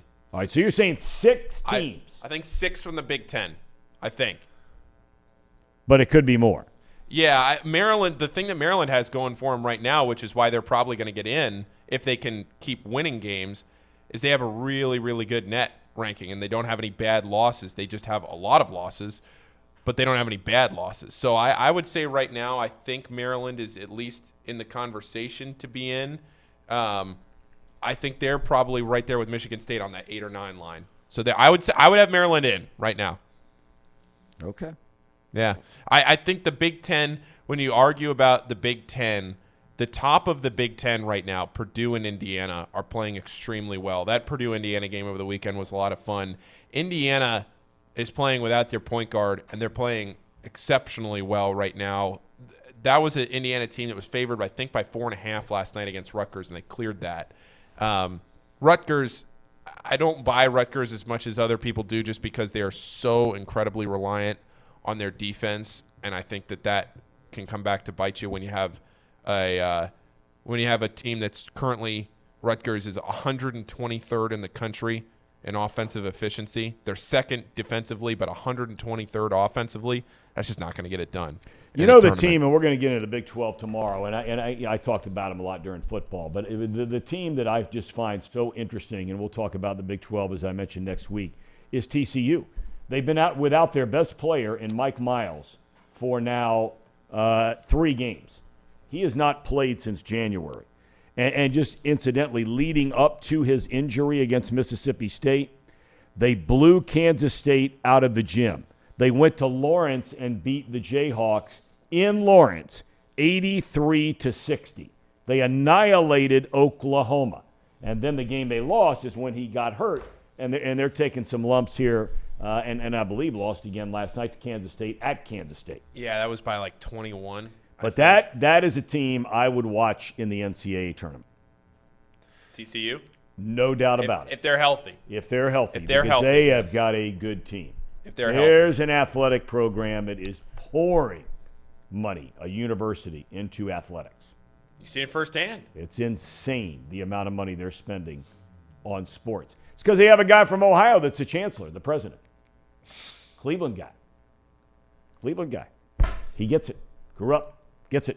Buckeye, football, all of it. He gets it. So just to add on to that Big Ten conversation, I was just looking at the schedules for the remaining of the teams. Illinois and Iowa both have the hardest path to getting into the tournament currently, as I see it, right? They've got to both play Purdue, I believe, Northwestern, Michigan State, and Indiana for Iowa, and Illinois is also got to play Rutgers, Indiana, Northwestern, Purdue, Michigan. Of the Big Ten teams outside of those two, the team that I think has far and away the most difficult schedule is Northwestern because they had a COVID pause on their season. Ooh. So they have to now make up all these games that they got postponed. And Northwestern, if you look at their schedule the rest of the way, Casey, look at this schedule that Northwestern has to play down the stretch. Look at what they have to do. Purdue, Indiana, Iowa, Illinois, Maryland, Rutgers. Whew. Yeah, and you're they talking play about Iowa and Wisconsin again. And Iowa and Ohio State too. You're talking about probably playing a tournament team every game the rest of the way in the regular season. Northwestern's got their work cut out for them. We have a new member to the chat here watching from Arizona today. Manitas de Piedra. So very nice to have you here. And Manitas has been welcomed in by all the regulars. All of the regulars. Good. All right. All right, I want to ask you guys a little bit about the Reds. Now, Casey, you are going to – before we get into this, and you stated this when we came on the air at the very end of August, beginning of September, the baseball season was still going on, and you had said how you've never really been a big baseball guy. Everybody has whatever it is. You watch football, you watch basketball, you like the FC, all that thing. All right. For this upcoming baseball season, are you committed to becoming more of a baseball fan, or you really just don't even want to watch it? I mean, nobody's judging here. I am going to be committed to watching baseball. The thing is, the sports betting is going to definitely help in that department. Also, the fact that, I don't know what the accessibility is going to be like here for baseball, because I don't know what does Bally Sports still have the rights for a couple years? Yeah, they've got the rights. I got some inside information on that whole thing the other day, and these teams are holding their breath. They don't know if they're going to find out on April 1st, on May 1st, on June 1st, July 1st. Oh man! That the money they turn off the spigot. Yeah, and so is that a thing? It could just be off the air. Goodbye. Oh boy, that would derail a lot of things. Chatterbox Sports Production. We can sign a deal with them. We can get in some. Look, we got a few cameras. Yeah, we got cameras right there. Yeah. Okay, we got a lot of cameras. We do some big league football around here. Yeah, we do. Big league football. So go ahead. Anyway, so you're committed. I'm committed to it. I will say that I will definitely not be watching every game. That is too much for me. Too much for my blood. But I will have it on every once in a while and be watching the Reds. I will know what happens every game. I'll be checking box scores, getting checked in, making sure that nothing crazy happened that game, and get the gist of what's going on with the Reds this season. Okay, well, that's good. That's good. And, Paul, I know you'll be totally dialed in. I'll be tuned in. Okay. So, look, everyone knows the state of the Reds, and I would make an argument that the same holds true, not in every single way, in varying degrees of young players and minor league players and minor league systems and all this kind of thing. I found it interesting, and Paul, you made the comment to me, the Reds in virtually every publication that's come out, they have had, top 8, 9 farm system. Yeah. Right? And then when Keith Law came out with his, and a lot of people feel like he knows more about this than anybody. I think he had them 13th or something like that, but they were behind every team in their division. So again, I don't know There is no exact science. I have said for years, and I remember I've told this story before. You know, when guys are either on the injured list or whatever they call it now. Is that what they call it now in baseball? It used to be the disabled list, and Injured they changed list. it to injured. Okay, when guys are on the injured list and they're going down for rehab, right? And Bob Brenly, Coshocton, Ohio native, major league player, catcher, all-star with the Giants, won a World Series as a manager with the Diamondbacks in 2001. He would get asked all the time, you know, and he didn't mean this, you know, literally, figuratively. But when they'd ask about these guys in the minor leagues, these ballyhooed prospects, by some of the members of the press or guys in other towns that would ask about some kid who, you know, or a player on his team, a big league player who's down there for 2 months rehabbing some, you know, hip injury. He'd say, those guys are dead guys to me. They're not doing anything for my team now. So I want to talk about the team now. We mentioned, you heard my dad say it a little while ago, Paul, you know, last year 3-21. And the question becomes, will there be anybody at that ballpark if they don't get off at least to a, I mean, look, I think we all would feel like a good start for this team after a month would be 2-3 games under 500. That would probably be a very good start. Be a great start if you're 3 or 4 over, right? Or more. But I think after a month of the season, when you look at their lineup, it's a young, very talented starting rotation. Bullpen's going to be better. But they need to have a decent start, if for no other reason, to keep morale in the town from disintegrating, don't they? Yeah, absolutely. If this Reds team this year starts, like you said, like 3-21, because remember, we talked about it the other day. After the Reds started 3-21 last year, they really didn't play all that badly the rest of the season. No, they did not. Well, until the end. Hold on now. They went through about a 2.5, 3 month period where you're spot on. But man, that last 2 months. Yeah. I mean, they were brutal. Yeah. Now they traded away some guys that were decent players, right? You know. But anyway, please go ahead. No, I just think that the way the Reds played in that middle juncture of the season last year was a critical part to me to point back to and look at to say that, hey, maybe things won't be all that bad this year because you can at least point to some positivity, but you just can't start 5-15, 3-21, 2-9. How about you're 18-22 after 40 games? You're a quarter of the way into the season, you're 18-22. All right, sick. There's a Zach Brown concert at Great American Ballpark on June 2nd. Zach Brown. Yes. First time he's named on the program. Welcome, Zach Brown. Zach Brown. There's a Zach Brown concert. He's a big leaguer. Love Zach Brown. Big leaguer. Love Zach Brown Band. He's at Great American Ballpark on June 2nd, Casey, the night before your wedding. Yep. I will be at that concert. Wow. I will be at that concert. I would love for the Reds at that point in the season to still be at least – I'm not going to say that they're going to be in some kind of postseason conversation. But how about that night when it's a beautiful Friday night in June, hopefully, and you got 30,000 people there because of a post-game. 30,000. Oh, okay. Like because of the post-game concert. Okay. It's a full concert. It's not just like one of those post-game I thought the things. Bengals were playing at Great Yeah. America. Go ahead. Forgive me. You had 30,000 people there for a concert. That there's a good product on the field. Maybe. Respectable. Maybe not even good. Respectable. Something. I don't think it's that crazy. I think I mean, it's what a real. leads you to, in all seriousness, and I'm not sitting here saying that you won't prove to be right, because you might. I mean, you know baseball, you love baseball, you follow baseball, you're an educated baseball guy. But what makes you believe? nothing. I mean, I'm serious.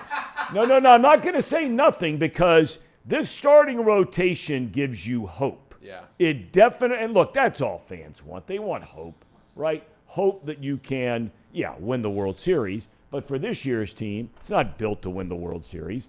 But you hope, and this is where, and we're going to talk a lot about this. This is going to be a really interesting year because I lose my mind over this stuff about number of pitches for young pitchers and innings and all this kind of, but look, it's the fabric of baseball. It's built into every organization now, so that's just the way it is. Okay? Lodolo missed a lot of time last year, which means most teams have this sort of, and where it came from, I don't know, but they have this sort of, stairwell-like theory where, okay, if a guy threw 100 innings this year at the big league level or combined, minor league, major league, we'll only allow him to throw 20%, something like that, more the following year. And maybe 30% more of that the following year if you hit those numbers. So as good as a rotation has a chance to be this year. Ashcraft missed a ton of time. Ton. Hunter Green missed some time. So the rotation, which gives you hope, there is no doubt in my mind that you are going to see these young Reds pitchers in games where they're pitching really, really well through 5 innings of a game, and all of a sudden they're coming out. And then what happens? Yeah, tough to see TJ Antone get hurt yesterday, too. Yeah, God, what an arm. Yeah. What an arm. Feel terrible for that guy. But can you ride Nick Lodolo, Hunter Green? Can you get good innings out of them? Can you start 18 and 22? Yeah, to add to this conversation, I was going to follow the Reds. And then you're already out before the season starts. Yeah, I was out before they made it past Oh, you mean last year? Last year Okay. when I started watching them, I was in the newsroom. I was hearing about updates all the time, and one of the directors, huge Reds fan, and was begging me to watch them before the start of the season. And then they went 3-21. I'm like, it's over. It's over already before it even began. So I really hope that they start off strong here. Or at least not as miserable as they did last year. 3-21 is just unacceptable. I'm checking something out here real quick. I want to take a look at, that whole baseball season this year is going to be really interesting because of the way they're doing the schedule. Yeah. You're not going to have as many divisional games as you used to, and now you're playing every team in Major League Baseball, at least one series. So opening day is on a Thursday against the Pirates. 50 days. All right, so you got the Pirates, you got the Cubs, you got the Phillies, defending National League champs, you've got Atlanta. You got the Phillies again for a 4-game series. They play the Phillies 7 times in the first 18 games. Then you've got the Tampa Bay Rays, Pirates, Texas Rangers, and the stinking Athletics. All of those teams the first month of the season. It's not that bad outside of the games against Philly. It's not that. Atlanta's solid, no question. But, Athletics, Rangers, right? Cubbies. I don't know about the Cubbies. Reed Mouse, he's already, buying his World Series tickets for the Cubs, being a big fan of theirs. Pirates, couple of series. They're basically the same thing you are, right? So what are you saying, Paul? You're silent over there. You don't like the sound of that schedule? No, you don't like that, do you? I think you didn't like the sound of that. I think what's settling in is now thinking to myself, oh man, if they can figure out a way to start 18 and 22 or whatever, they gotta be able to do that, right? They got the battling Yankees coming to town in May. There's signs all over town with Aaron Judge on them. The other way they can sell tickets. Have you seen those? No, I haven't. I have. Billboards all over town. Aaron Judge. rolling into town. The Yankees home game. They'll play the Red Sox, play the Dodgers at home. That'll be nice. Looking at some of these teams they're playing that they normally don't. The Astros. Oh, that's a bummer that the Astros is down there. Been nice to have them up here with Dusty coming into town. Get him in studio. You think? I would say the chances of that are slim. And what's the old saying about Slim? He just rode out of town. Ever met the Chance brothers? No. Who are they? Fat and Slim. I like that. That's really good. They got the Mets a couple of times anyway. So, it's interesting. You're playing everybody. It's going to be the new rules kick into effect. I saw where the WBC, which Paul's the only guy on the planet outside of some people in maybe the Dominican. Reed is. Reed's watching. Okay, you and Reed. Yeah. Outside of dozens in the Dominican Republic, outside of many in Puerto Rico, outside of many in maybe where else? Venezuela. You'd be the only ones watching the World Baseball Classic. But they announced yesterday they are not going to play by the new rules that will be in play once a major league season begins. Specifically, no pitch clock. Love the pitch clock. Casey, what do you think about a pitch clock?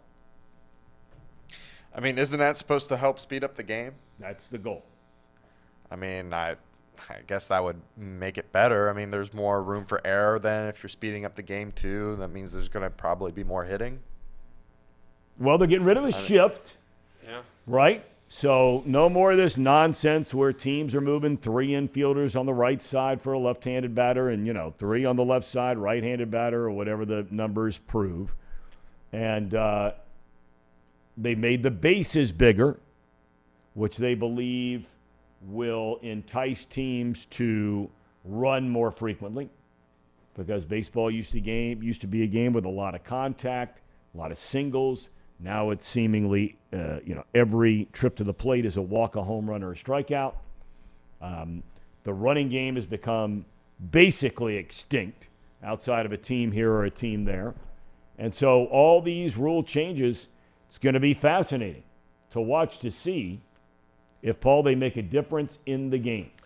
And if you look in the minor leagues, working in the minor leagues, I followed this for a while with the changes because it affected us. Sure. The pitch clock was incredible. It was incredible what the pitch clock did because it cut down on the time. And a lot of the players complained about the pitch clock in the very beginning because it was an adjustment. And I get that. A lot of the pitchers were very adamant against the pitch clock in the beginning because it was an adjustment to what they had been taught and learned and practiced their entire life. But once they kind of got used to it, what were you going to say, Casey? I was just going to ask what a violation of the pitch clock does. Is it a... I think it's a ball. I think it's just a ball, right? Okay. I think it's just a ball. I don't remember. I think it was just a ball. Yeah. Because it was a strike if the batters didn't get back in the box. I think that's what it was. I'd have to go back and check for sure. It was a couple of years ago. It sped up the game so much. And if you looked at the stats, the hitting stats really weren't all that different. They really weren't. The only difference was that the games were on average 15, 20, 25 minutes shorter. And all they did was cut out the useless time in a game. All they did was cut out the walking around the mound or the wiping your hat or switching your gloves or doing whatever. That's all they did. Wow. I mean, then as much as I love speeding up the game in that sense where it's not as long, I do wish it would help in other areas too. I also like the weird runner at second base. Maybe start it in the 11th inning, but I don't mind that. Throw it out there. Then again, I'm a wacky, like I'm probably gonna have stronger opinions on some of these rule things than other people will, but I'm very much a, throw the runner on second base. The shift. Where do you stand on the shift, Thom? I'm glad they're getting rid of it because, I've hated watching. And, a guy like Votto, Lord knows how many more hits he would have, and he's not the only guy. how many more, and in a standard sort of positioning, there'd be a lot more base hits, which means there are a lot more action in the game. I mean, how many times do you see that guy, they'll move the shortstop over, to the right side of the second base bag, and then you'll move or leave the shortstop there and move a third baseman over, something like that, and then the guy's playing in shallow right field, the second baseman, right? And Votto loop one out there or rip one out there, bam, it's an out. Or throw him out from, 50 feet behind the bag. I mean, I just think it takes away from the game. Breaking story here. Did you see the Michael Irvin thing? No, I'm not. This is, here we go. I mean, here we go. Just like the Joe Mixon thing. He said, she said. This is a story that's breaking right now. And Michael Irvin apparently has been sent home from the NFL Network Super Bowl coverage after a woman at a hotel made an unspecified complaint. Michael Irvin has come on the radio. Now, he's had his issues in the past. There's no doubt about it. But he came on the radio this morning and said, Sunday night I came into my hotel. They asked what I did, and I said, I went straight to my room. He's talking about the NFL Network. He said, I met somebody in the lobby, a woman, talked to her in the lobby for about a minute, and then I went to my room.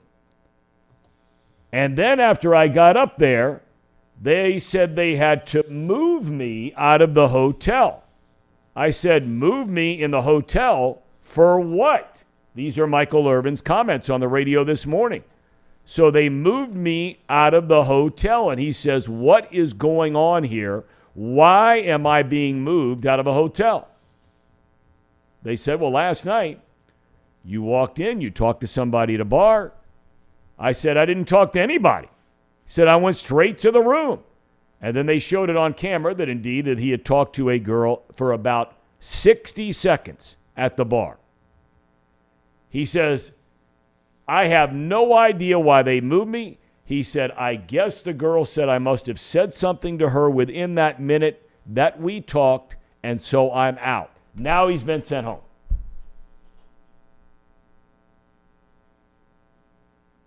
Don't know what to make of that. These are the kinds of stories that, the Mixon thing last week, and I'm not saying that Joe Mixon didn't do anything wrong. If he pulled out a gun on somebody, then you know what? Then face the music. But this stuff, and he might have said something that was so out of line that he should have been sent home. Talking about Irvin. I don't know. And quite honestly, if it's only a conversation between this man and this woman, or any two people, and they're the only two people there, you might have video inside the hotel that they talked, okay? But if there was no physical altercation here, okay, none whatsoever, and apparently that's the case, no physical situation here, then that means this guy's being sent home, and maybe he should be. I'm not defending Michael Irvin in any form or fashion.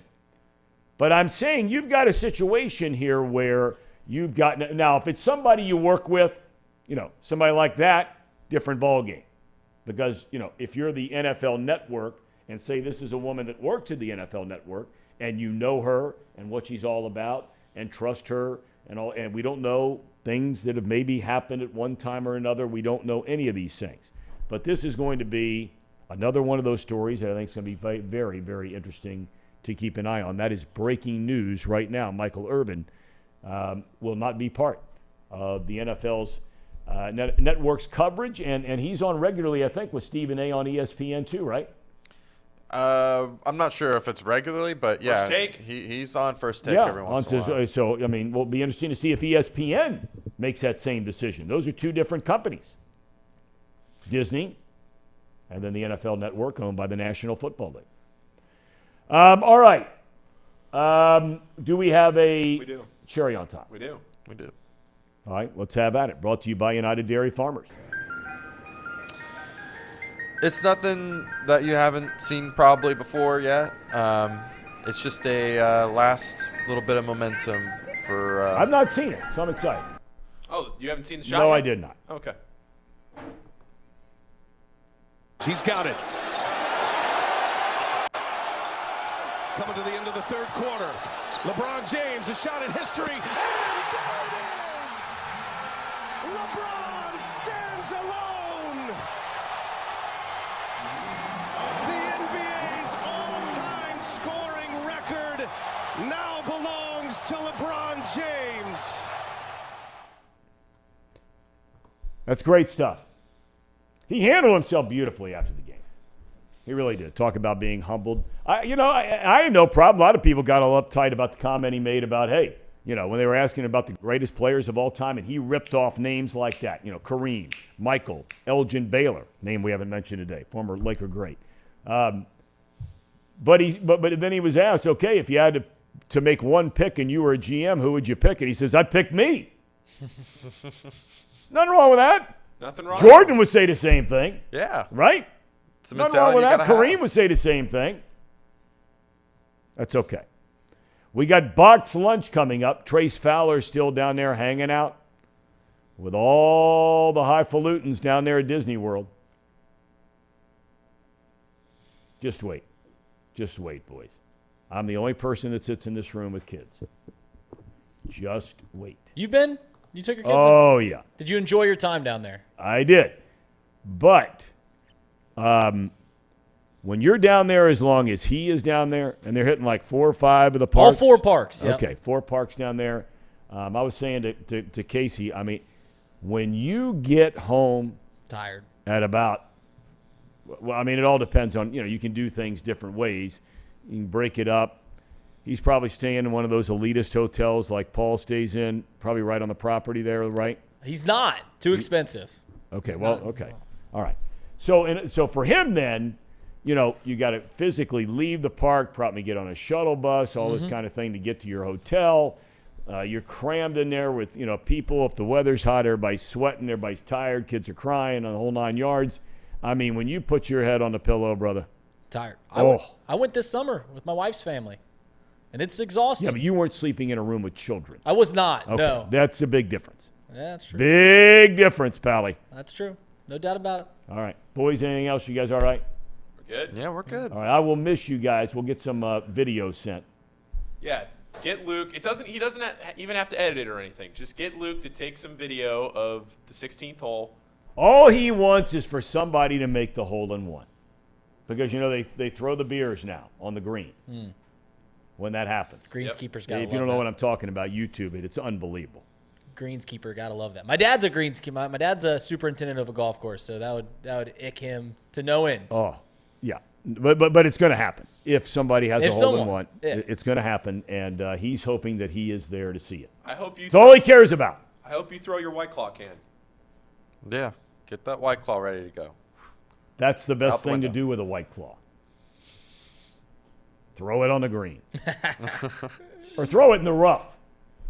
Throw it in the rough. Not in the green. Yeah, you don't want to mess something up. Yeah. The only reason you'd mess up a green is if you're throwing a high life. Something like that.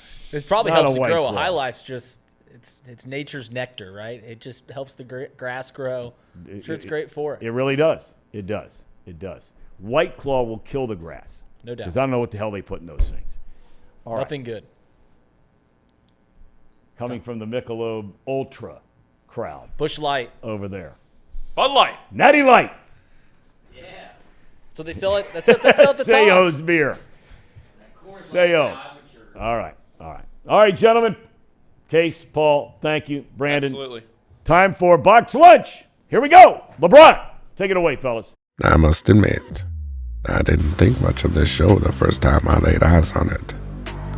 Seemed like a bunch of stiffs wasting nice The worst microphones. trade of all time happened back in 1803. Go ahead. Napoleon Bonaparte traded the Louisiana Purchase for $3 million. Napoleon, what happened?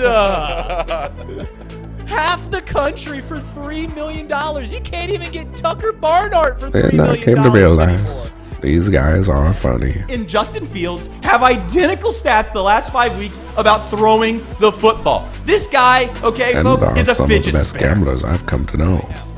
If you're betting on USC and or TCU, let it be known you are a square. TCU is going to hammer this team tomorrow night. Now, I hate to hear that. Tomorrow When we come back afternoon. in here on Monday, you're going to be happy as a lark because USC lost, but you're going to be wrong about TCU. Get ready for the most useless hour of your day. It's time for Boxed Lunch, presented by Betfred Sportsbook. Now, Casey, run that track. Welcome to the Box Lunch presented by Betfred Sportsbook. Once again, Paul, it's Betfred Sportsbook. Just so in case you forgot, Reed Mouse, Paul Fritchner, Brandon Sejo, Casey McCollister. You know the group here. Another great show with Thom. We've got a good list. Obviously, some big news in the world of sports. Nothing gets bigger than LeBron James breaking the all-time scoring record, and then we'll just get into some other things going around. But first off, guys, how we doing today? Doing well. Yeah, I haven't bet in a couple of days, so we're doing okay. What hurts It's a is detox. Well, so here's the thing. A lot of times when you say you're going to step away from the game, kind of detox, settle some things down, I had to replace the windshield on my car, which I did. Car update for everybody that wanted the car update that nobody asked for. I'm deciding to run it into the ground. So I fixed the cracked windshield. There is still an oil leak, but it's not the transmission leak that we originally thought it was. So I just have to keep refilling the oil. The cruise control, the backup camera, all of that, still broken, but I'm not going to fix that. Gas mileage still terrible, but we're okay. We got an operating vehicle. We're getting there. Point is, had some bills, so I haven't been betting the last couple of days. I was just so hot, I didn't want to keep donating money. Monday night, what I did do was I said, here's what I would have put in, and I tracked my units. Monday, I would have gotten crushed, so I felt very good about myself. That's good. I was like, okay, good. It's a good pool. I sat out. I didn't donate any money. Last night, I would have raked it in last night. I think I only took one loss last night. Mentally, took one loss last night. Brutal. And the worst one was, I think Betfred had it up to plus 150 or plus 155 on LeBron to go over 32.5. Why I did not put my life savings responsibly on LeBron last night with over 200 credentialed media in the crowd, Kareem sitting courtside, and the whole cast of characters of celebrities that were there at that game last night, and I didn't think he was going to break the record. What are we doing? So this is funny that you bring this up. Casey, do you still have the clip of the record? Shot. I can try to pull that up, and I'll set the scene here. First off, shout out to Boom Shakalaka for getting the vibes right yesterday on the gambling aspect, but I don't want to talk about gambling too much today. Last night, obviously, LeBron James gonna break the record. You said all these boosts are out, all these people are in the crowd, his whole family, packed house. Casey, let me know when you have the clip, and then just run it when you got it. Yep. There on that final shot, everyone in, what is it called? The Crypto.com Center now? Is that what it is? Coinbase Center? It's the Staples Center. It's something. For whatever. It's the Staples Center. Right. Everyone in attendance knew that LeBron was shooting the ball. There's 10 people on the floor. 9 of them knew that LeBron was shooting the floor. Let me show you some basketball fundamentals right here. Go ahead and play the clip, Casey. Let me talk over top of it. LeBron gets the ball. Look at Thomas Bryant get underneath the hoop, guys. Seals off the defender, calling for the ball, doesn't recognize the moment that's going on right now. That's Thomas Bryant just playing fundamental basketball. I saw someone tweet this. Records are meant to be broken. Fundamentals are forever. Thomas Bryant with the seal of the century. But obviously, LeBron James, what an incredible night. I only watched the final 5 minutes, like the 5 minutes before he scored. I was watching a movie with my wife, and I turned it in. I was like, all right, he's getting close. I personally didn't really put a whole lot of stock into thinking about whether he broke it or not. Really didn't care because he's going to break it, and now he's going to absolutely obliterate the record. And the question is he's going to get to 40K because he's got at least 2 years in him. Is he going to get to 45K? How long is this guy going to play? Yeah, I don't know if he gets to 45. he might. I legit, like what I said on Off the Bench, I legitimately think all of this rides on Bronny. Right. I think LeBron physically has 6 years in him. I truly believe that. You think? He's kind of slowing down. I mean, I know he's still scoring a lot, but like. Well, he's not 28 LeBron anymore, but he's still one of the top 10 players in the league. No, I agree. I don't know. That's a long time, though. How old is the oldest NBA player? How long did Karl Malone play? You can't. I feel like Karl Malone played for. You probably can't quantify this, but what I was going to ask, and this is where I would be better served as a historian of the game, and I'm not. I don't know what would be the oldest player that like actually contributed. You know, not somebody that's like 42 sitting on the bench and gets in every third game. Stockton played till he was 41. LeBron's 38. 37, and I'm trying to get people in more of the modern era. There's people that played back in the 50s and stuff like that. Played for a while. Kareem played till he's 42, so that is one guard and one big man, and that matters. Okay, like the style of play. Vince Carter played until he was 43, and still Vince Carter. That's a good one because Vince was a good player. Robert Parrish played until he was 43. Yeah, and then Kevin Willis played until he was 44 years old back in 2007. Guys, I don't know a whole lot about the NBA. I have no idea who Kevin Willis is. Kevin Willis, don't know that name. No idea. But he played until he was 44 years old back in 2007. And now the debate, which has been roaring for a decade, is LeBron gets a little more feather in his cap of whether or not he's the all-time player or not. This is my take on that whole debate. I don't think he can win either way. I don't think that the debate will ever be settled just because of the two's career, LeBron and MJ, and how different they are. I never got to watch Michael Jordan play. I started watching sports in about 2003. That was the end of his career with the Washington Wizards. Obviously wasn't the player that he was when he was the GOAT. I have watched LeBron James play every step along the way, and not closely because I don't closely follow the NBA, but when I do watch, LeBron wows me more than almost any athlete I've ever seen. And I mentioned that on the last show with Shohei Ohtani and Patrick Mahomes in the same jets. But LeBron is above the rest. He wows me to an extent. When it comes to this debate, my mind cannot fathom that there is a basketball player that has ever played the game that is as good as LeBron James.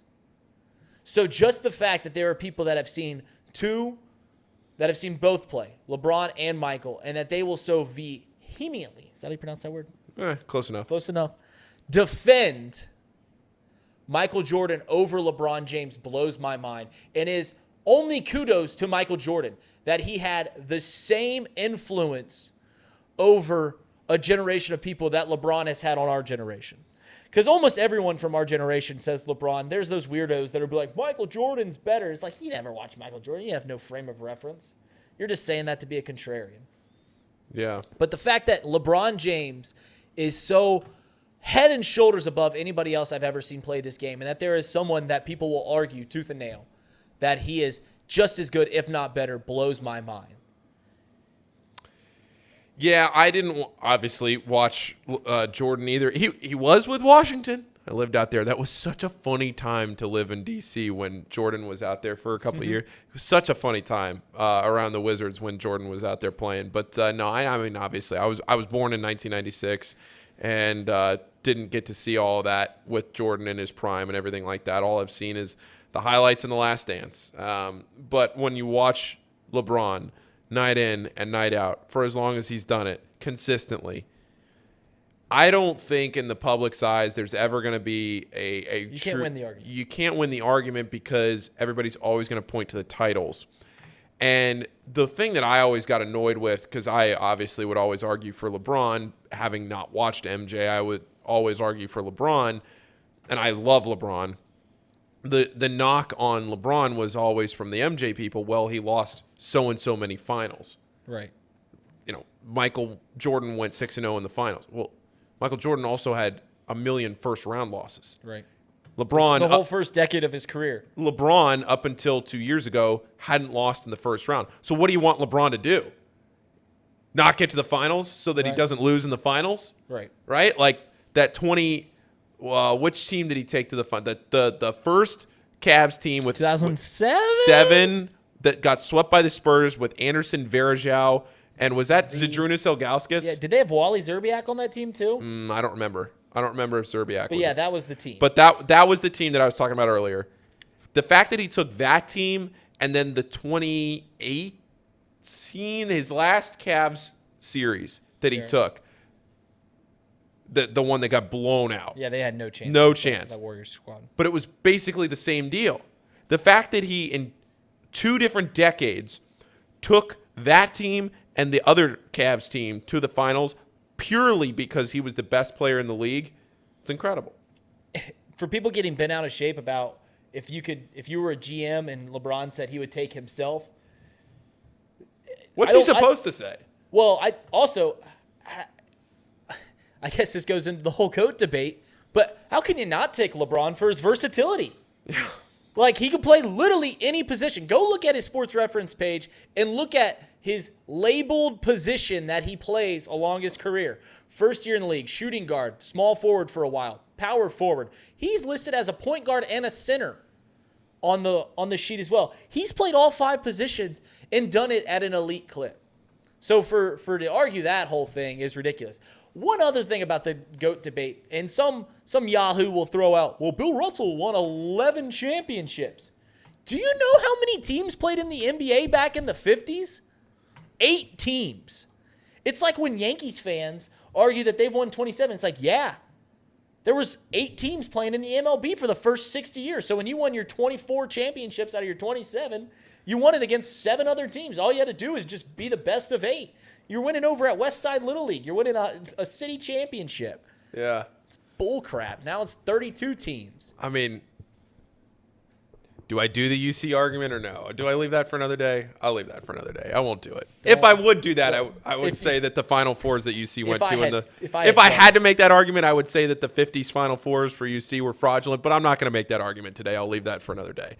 What I will say about LeBron and all of this is just that I think that the way that the league I did the buzzer for you, Paul. You couldn't hear it. Oh, okay. The way that the way the league is set up right now is just a testament to what LeBron has been able to do in taking care of himself, physically. He hasn't gotten hurt. Like, look at Tom Brady missing a season back in 2007, 8, whenever Matt Castle. Which actually I have something about. Maybe I won't bring it up. I have something I got to talk to you about later with that. Love it. That was a terrible tease. Now I'm off track. LeBron. It's incredible what the NBA players go through. It's not the NFL and getting hit, but what the NBA players have to go through for 82 games and then the postseason and get a little off season, but then to start it right up again after like 2 months and to never be hurt and to still perform at that level is incredible. So credit to LeBron. I loved watching. I watched almost the whole game last night. I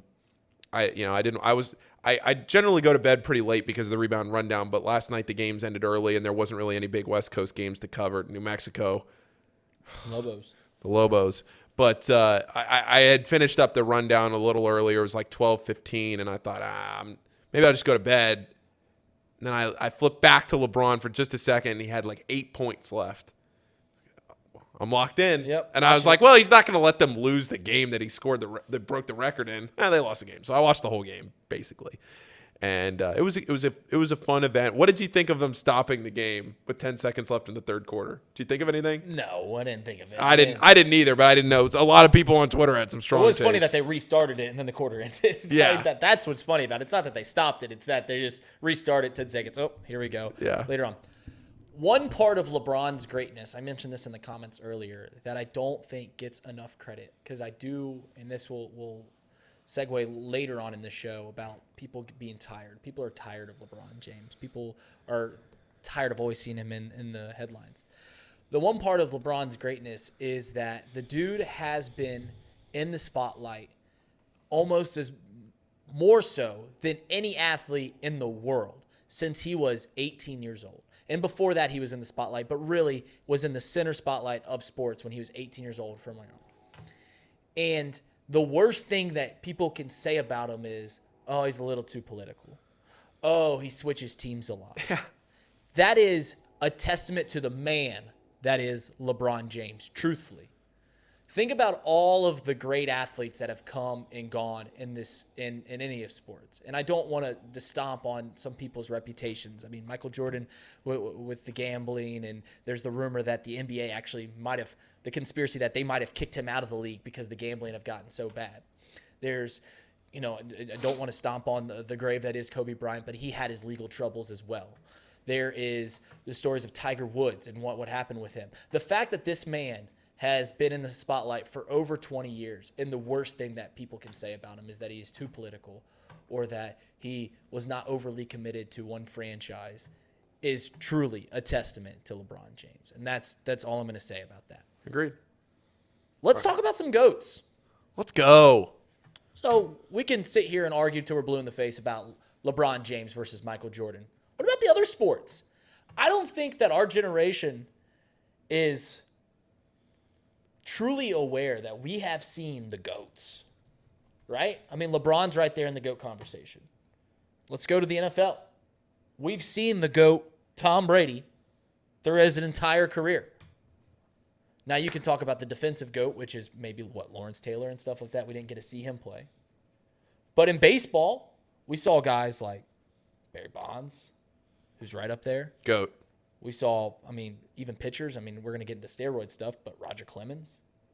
And then we're seeing Mike Trout and Shohei Ohtani play. It's incredible. And then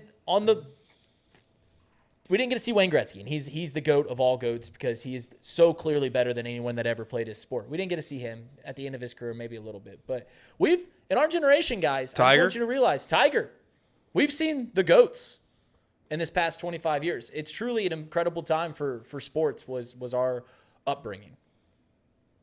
Yeah, it really was. And I asked this question on Thom's show. There's not really a guy in the NBA that's like that you can really go like, oh, all right, well, this guy's next in line, or, this guy is gonna have a chance to break the records, or he's gonna have a chance to eclipse more than 4 championships or 6 championships if you want to beat Michael Jordan.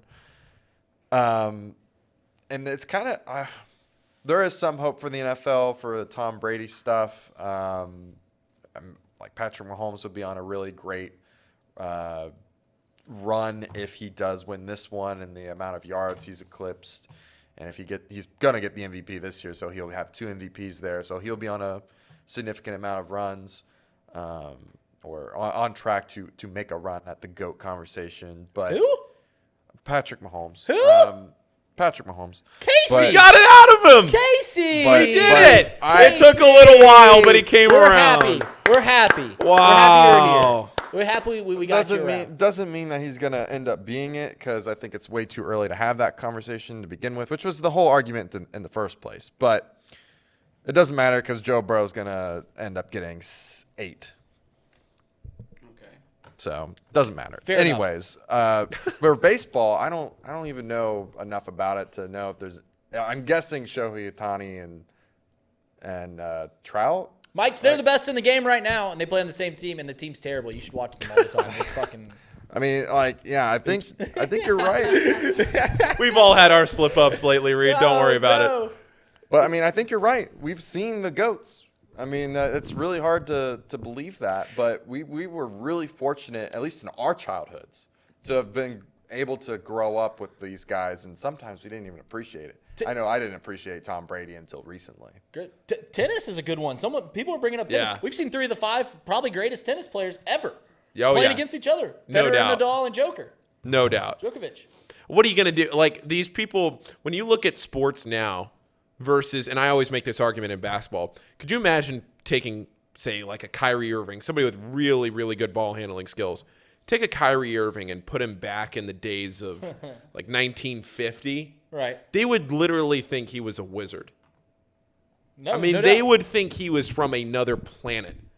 I am confident in saying that if I had, at a youth level, if I had tried and applied myself in basketball, lifted weights, whatever, as a 6'3" man right now, that if you had transported me back to 1950 and I was about 40 pounds heavier, I am confident that I could have played in that game. The professional game? So this is where it gets kind of murky water when you're talking about the greatest of all times conversation is I am of the belief that you have to take context into account. Oh, so people... You're going to try and tell me Babe Ruth is one of the greatest ever? Yes. Oh, because you have to take the context. He's playing against his peers. Okay, all right. I'll get to the Babe Ruth thing in a while, in a second here. All right. But context matters. Yes, if you take any person from this time period and threw them in baseball 100 years ago, they're going to be all Hall of Famer, all-time great. But they had the benefit of growing up with what we know now, with the technology that we have now, with the training that we have now. Yeah. They have that benefit. It's the same way that if you take one of us, any one of us four on this show, and you throw us back 600 years ago, we're going to be one of the smartest people in the world. Yeah. That doesn't make us one of the smartest people ever. Because it's the context that matters. Babe Ruth is actually Barry Bonds was fantastic. Barry Bonds did stuff that we'll never see again. Babe Ruth is the best player of all time because he hit more home runs than other teams were hitting. He changed the game so fundamentally. People were hitting, the home run leader before Babe Ruth were hitting like 7 home runs a year. He was hitting 60 home runs a year.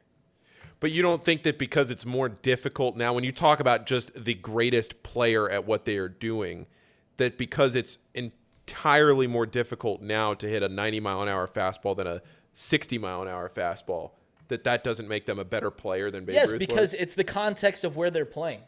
They are so clearly better than their peers. If Babe Ruth played baseball today, he wouldn't even make it to Division I college. Yeah. That swing's atrocious. But against the peers that he was playing against, he was so clearly better. So clearly better. Yeah. Okay. Which is all I'm saying. Context matters. All right. Okay. Context does matter. All right. And Everett Henry, Nolan Ryan's not the greatest pitcher of all time. I hate to bring it to you. He might not even be a top 5 pitcher of all time. Sorry to tell you about that. And I'm named after his son. All right, so we did the GOAT list. People are tired of hearing about LeBron James. What athletes are you guys just – they get in the news again. You're like, oh, my God. Patrick Mahomes. What athletes are you tired of? That's a good one.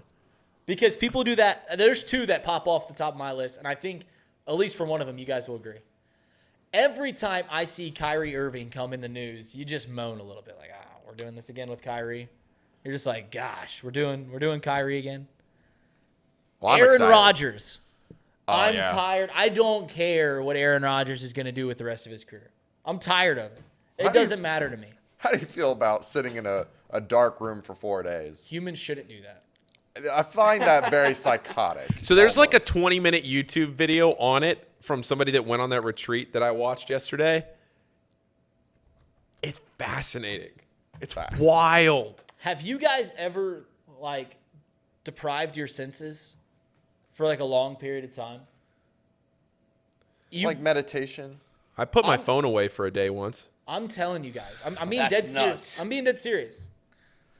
If you want to go into a room that is not your safe spot, not your bedroom, not somewhere in your house, and you sit in this room, lights off, nothing to your eyes, nothing to your touch except for what you're sitting on, no sound, and you will go mad within 6 hours, easily. You'll lose your mind. And he is willing to he's doing that to himself is crazy. It is, you're right, for Casey. 4 days. It is psychotic. Humans aren't supposed to live like that. I think we get the message after at least a couple hours. Or let's just give him the benefit of the doubt. A day. Why 4 days? Why?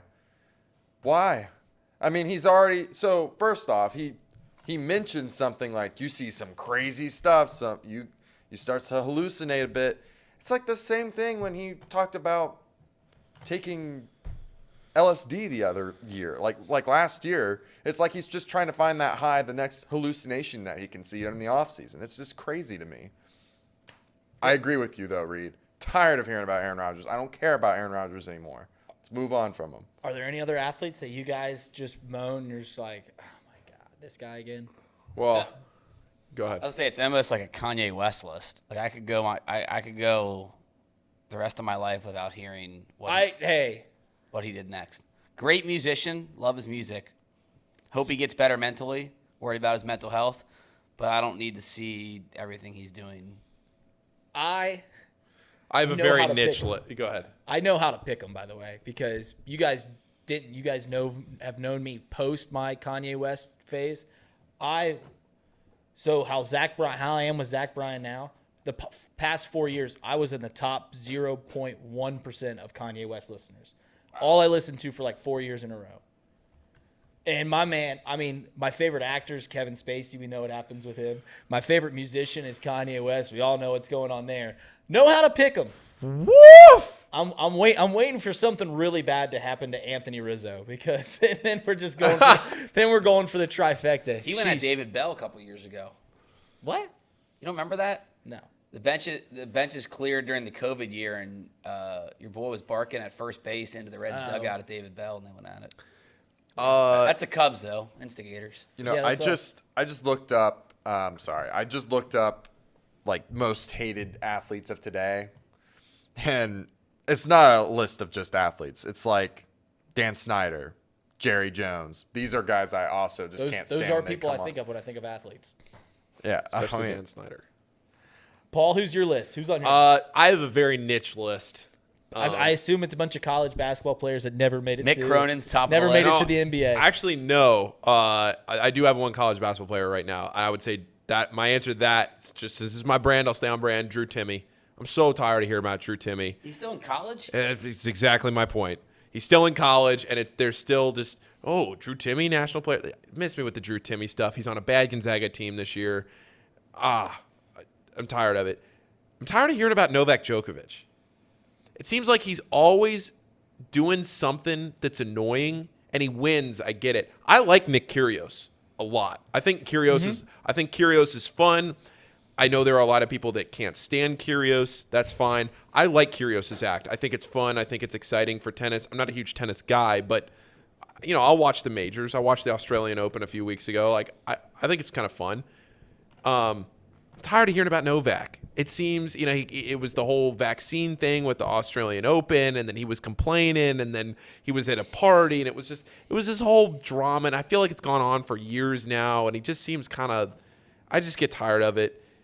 He's a great player. Just get tired of hearing about him. Kyrie was going to be my answer, but you took it from me, so I won't say that.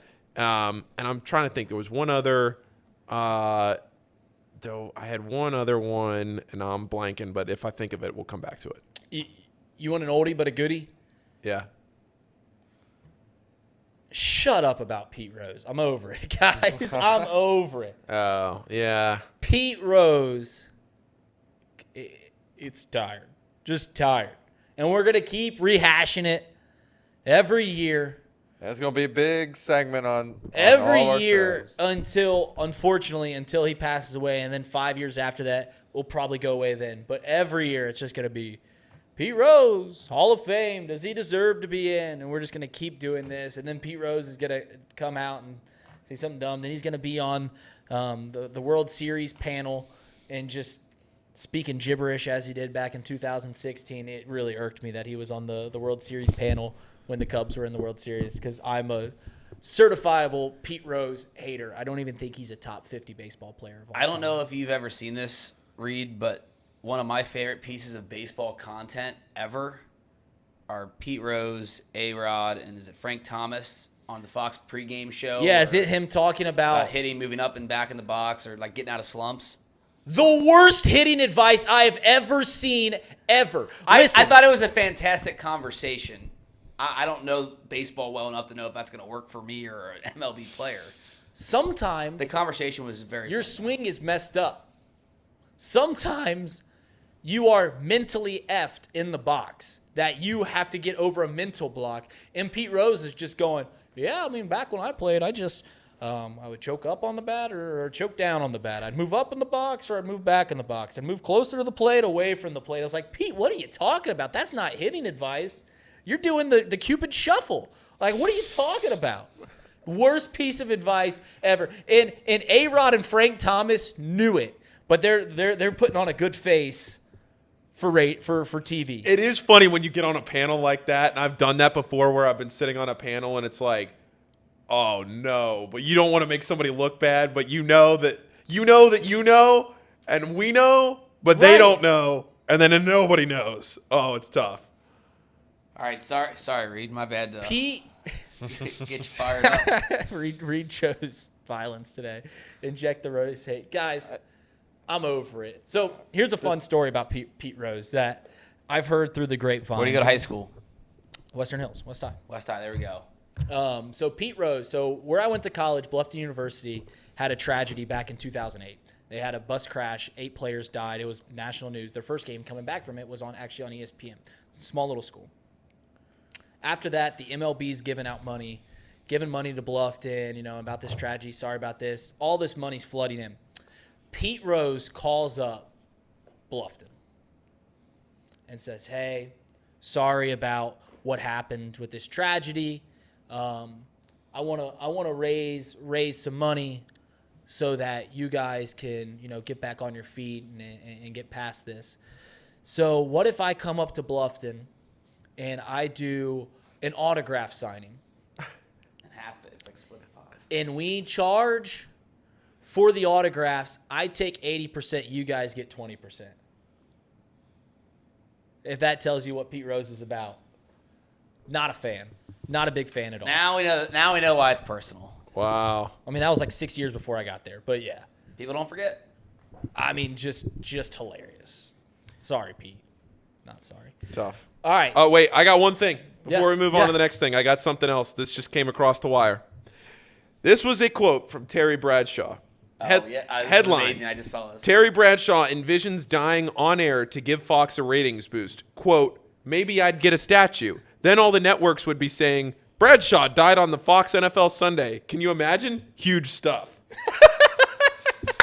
Incredible. That's fantastic from Terry Bradshaw. I want it on the record that if I died on the air on Box Lunch or on off the bench or on the court while I was doing a promotion at the Cintas Center, I would hope that people would make content out of it.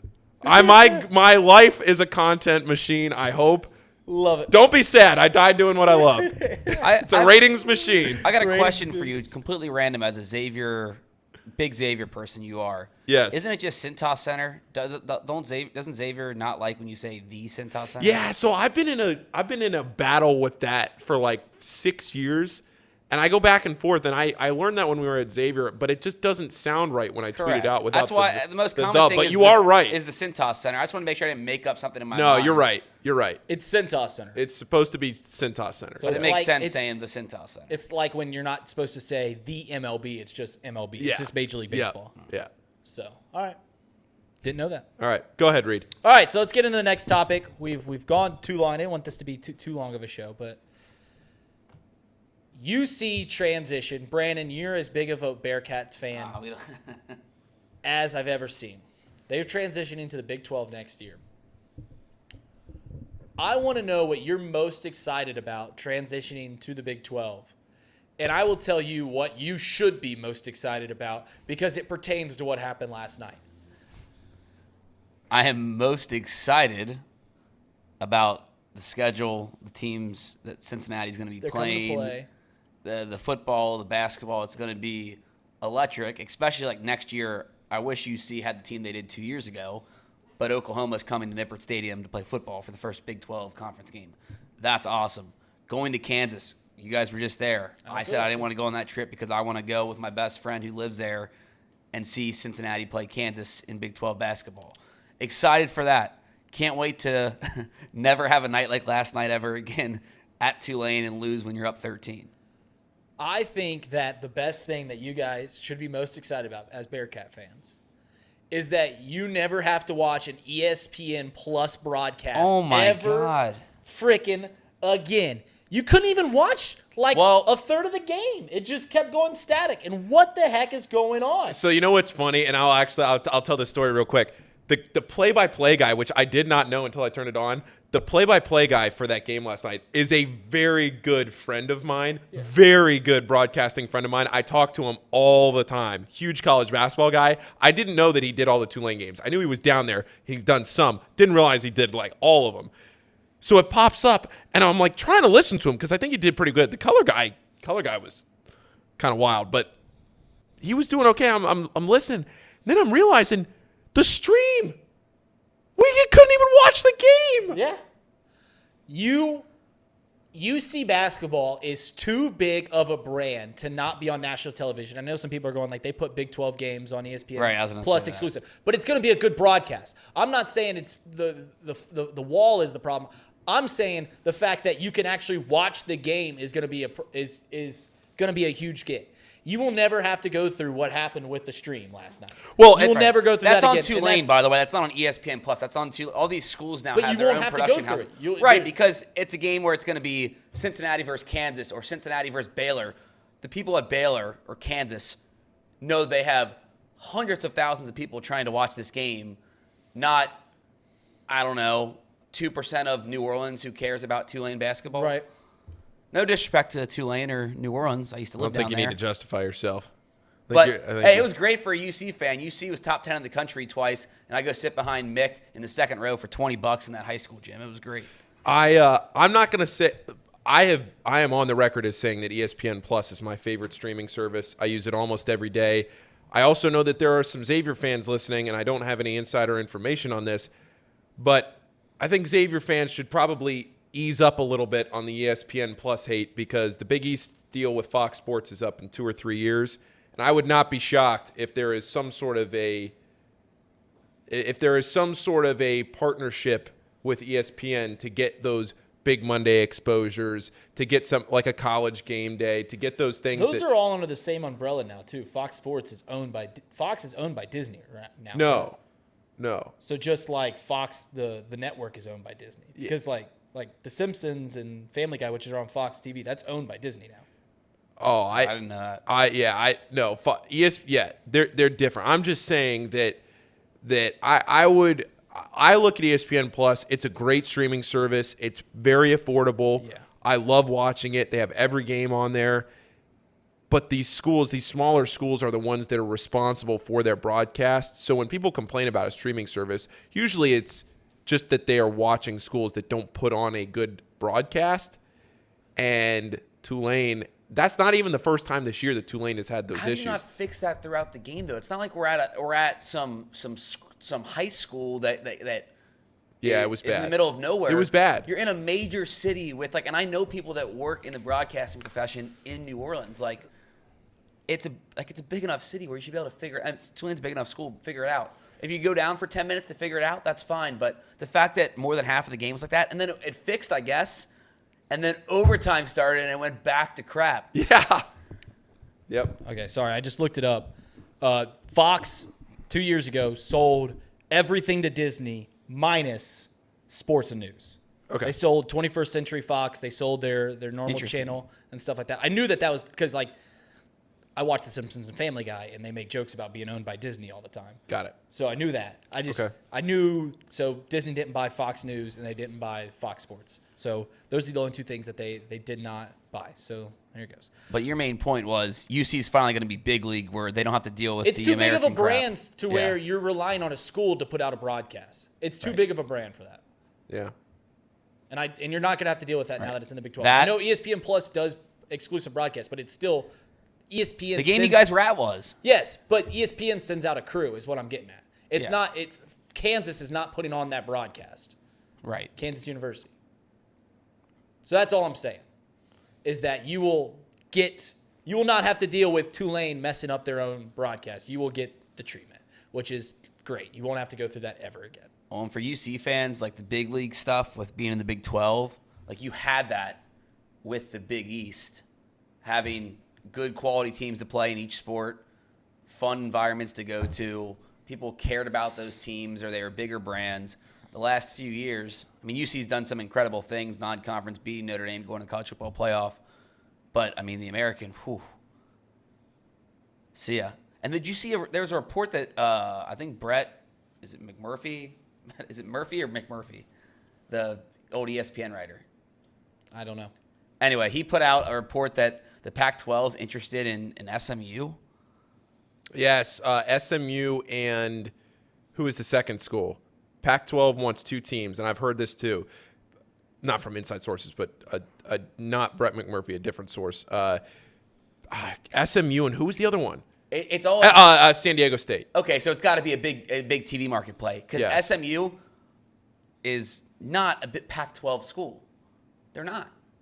They're not even close. Yeah. But because it's in Dallas, it's going to be Rutgers 2.0 in the Pac-12. It is funny that all these leagues have like one team that just so clearly feels out of place.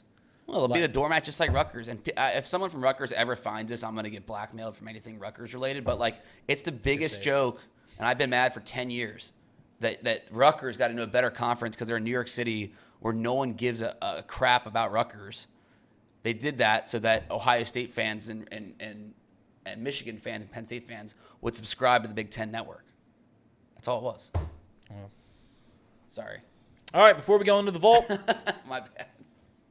Casey, there was another bad beat. It's actually from our card that Not Too Picky put out yesterday. Casey, you got that? You got that tweet? Oh, I didn't watch a minute of this game. So Maryland +4. I think on the card it was +3.5. By the time the game closed, it was +4. Go ahead and play this bad beat. I didn't even realize this was. They're down 3. Loose ball. Miss a free throw, and they decide not to foul. Dribbles out of it. Down 3? What are they Yeah, doing? they decide not to foul. They're going to try and get a turnover. Oh, they're trying to trap. I see. Yeah, and he got this. Oh, no. Yeah. Wait, come on. They still have time to hit a 3. Knock it. Oh. Not quite as bad as the Michigan-Ohio State game, but still tough. You're watching that. So that was what kept us. I'm pretty sure from a perfect card. No, you. Cincinnati blew it for me. Yeah, Cincinnati money line. So, but we But got back in the money. it would have hit the parlay.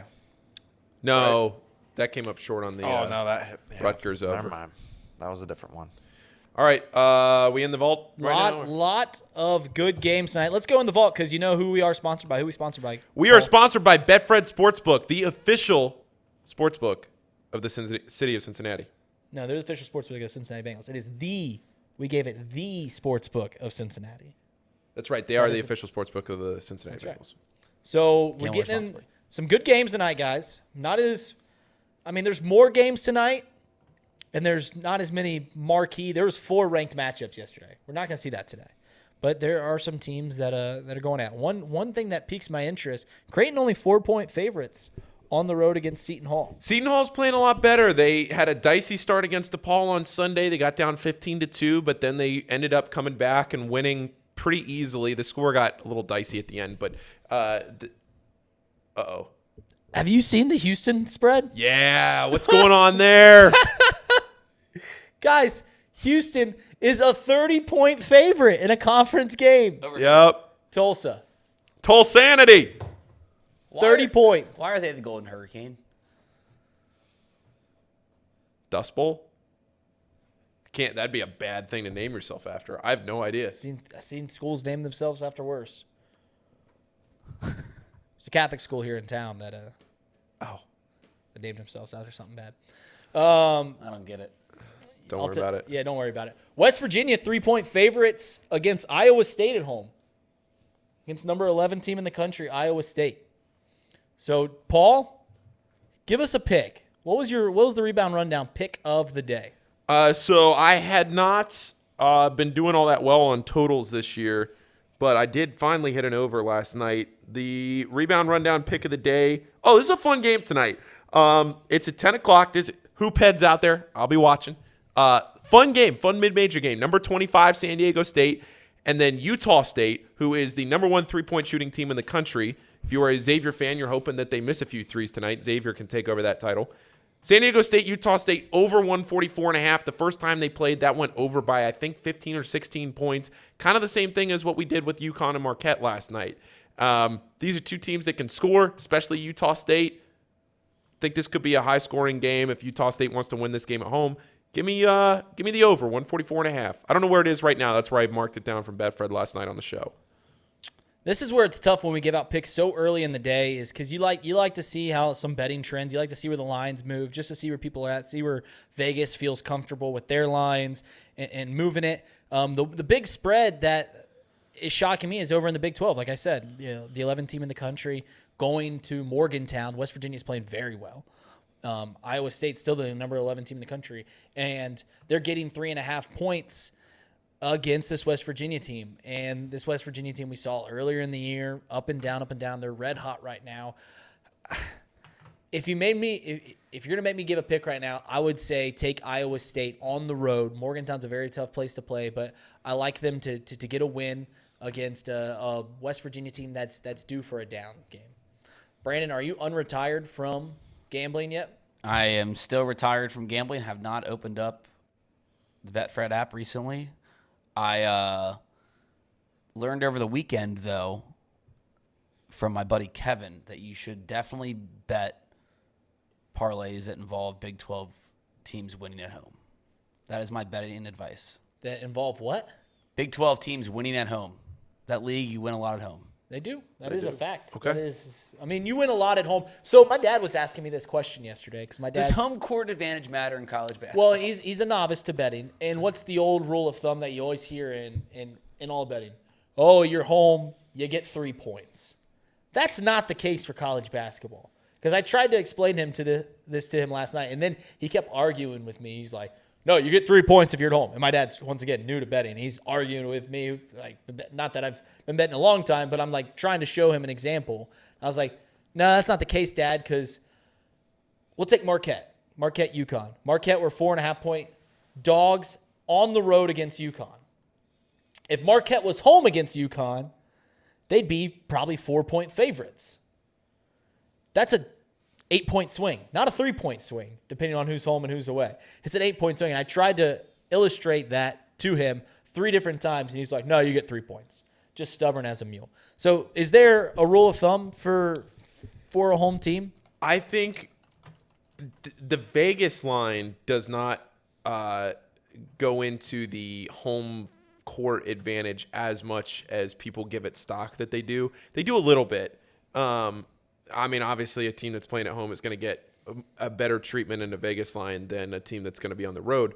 But the general rule of thumb would be 3 points if you're in the arena. Like a team might play 3 points better because they are at home than they are on the road. But that's not necessarily the Vegas line, if that makes sense. I don't know if that explanation makes sense, but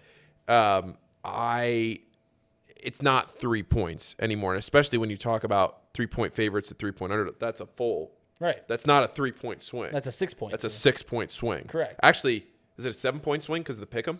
Yeah, I think it's a 7-point swing because of the pick'em line. So, yeah. Paul or Casey, you hit on your prop yesterday. Yeah. Marcus Brogdon. I also hit on my game picks too, both of them. Nice. Pelicans and the Knicks. So today, back in the vault again, we're going to go ahead and try to redeem ourselves with Malcolm Brogdon. Whoa. Points, assists, and rebounds, plus 20 this time. We're not going for the 25 one. That was a little too high. But plus 20, I like those odds. And I also like Bam from the Heat. Adebayo? Adebayo, 35 plus points, assists, and rebounds. Malcolm was minus 120 and Bam is minus 160. Then if you're looking to just bet a game, my best guess is going with the Warriors at plus 2.5 versus the Trailblazers. Even without Steph Curry, they've been doing very well. And giving 2.5 points, I'll take my odds on that. So that's my advice.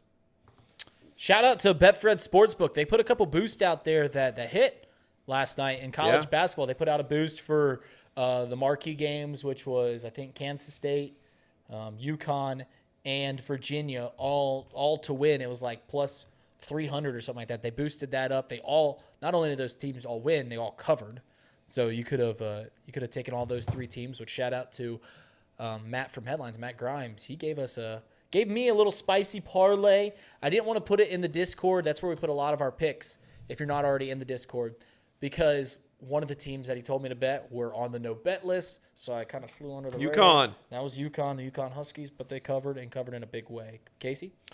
Just because you mentioned the Betfred boost, one I really like that is the Warriors and Trailblazers. Klay Thompson and Damian Lillard both make 4+ 3-pointers. It was at -115. It's now +100. I'd sprinkle a little money on that. Worth it. Cavs to score. There's another boost on Betfred. Cavs to score over 118 points and win by 10, boosted to 175. They're playing. I don't even know who they're playing. Where are they playing? I don't know. Whatever. They're playing the Pistons, and you know how I feel Pistons. about the Pistons. You're taking that. Yeah, you're taking that. All right, guys. We'll have our not too picky graphic out later today. Waste management picks. I got to be honest, I haven't done a whole lot of research on the waste management picks.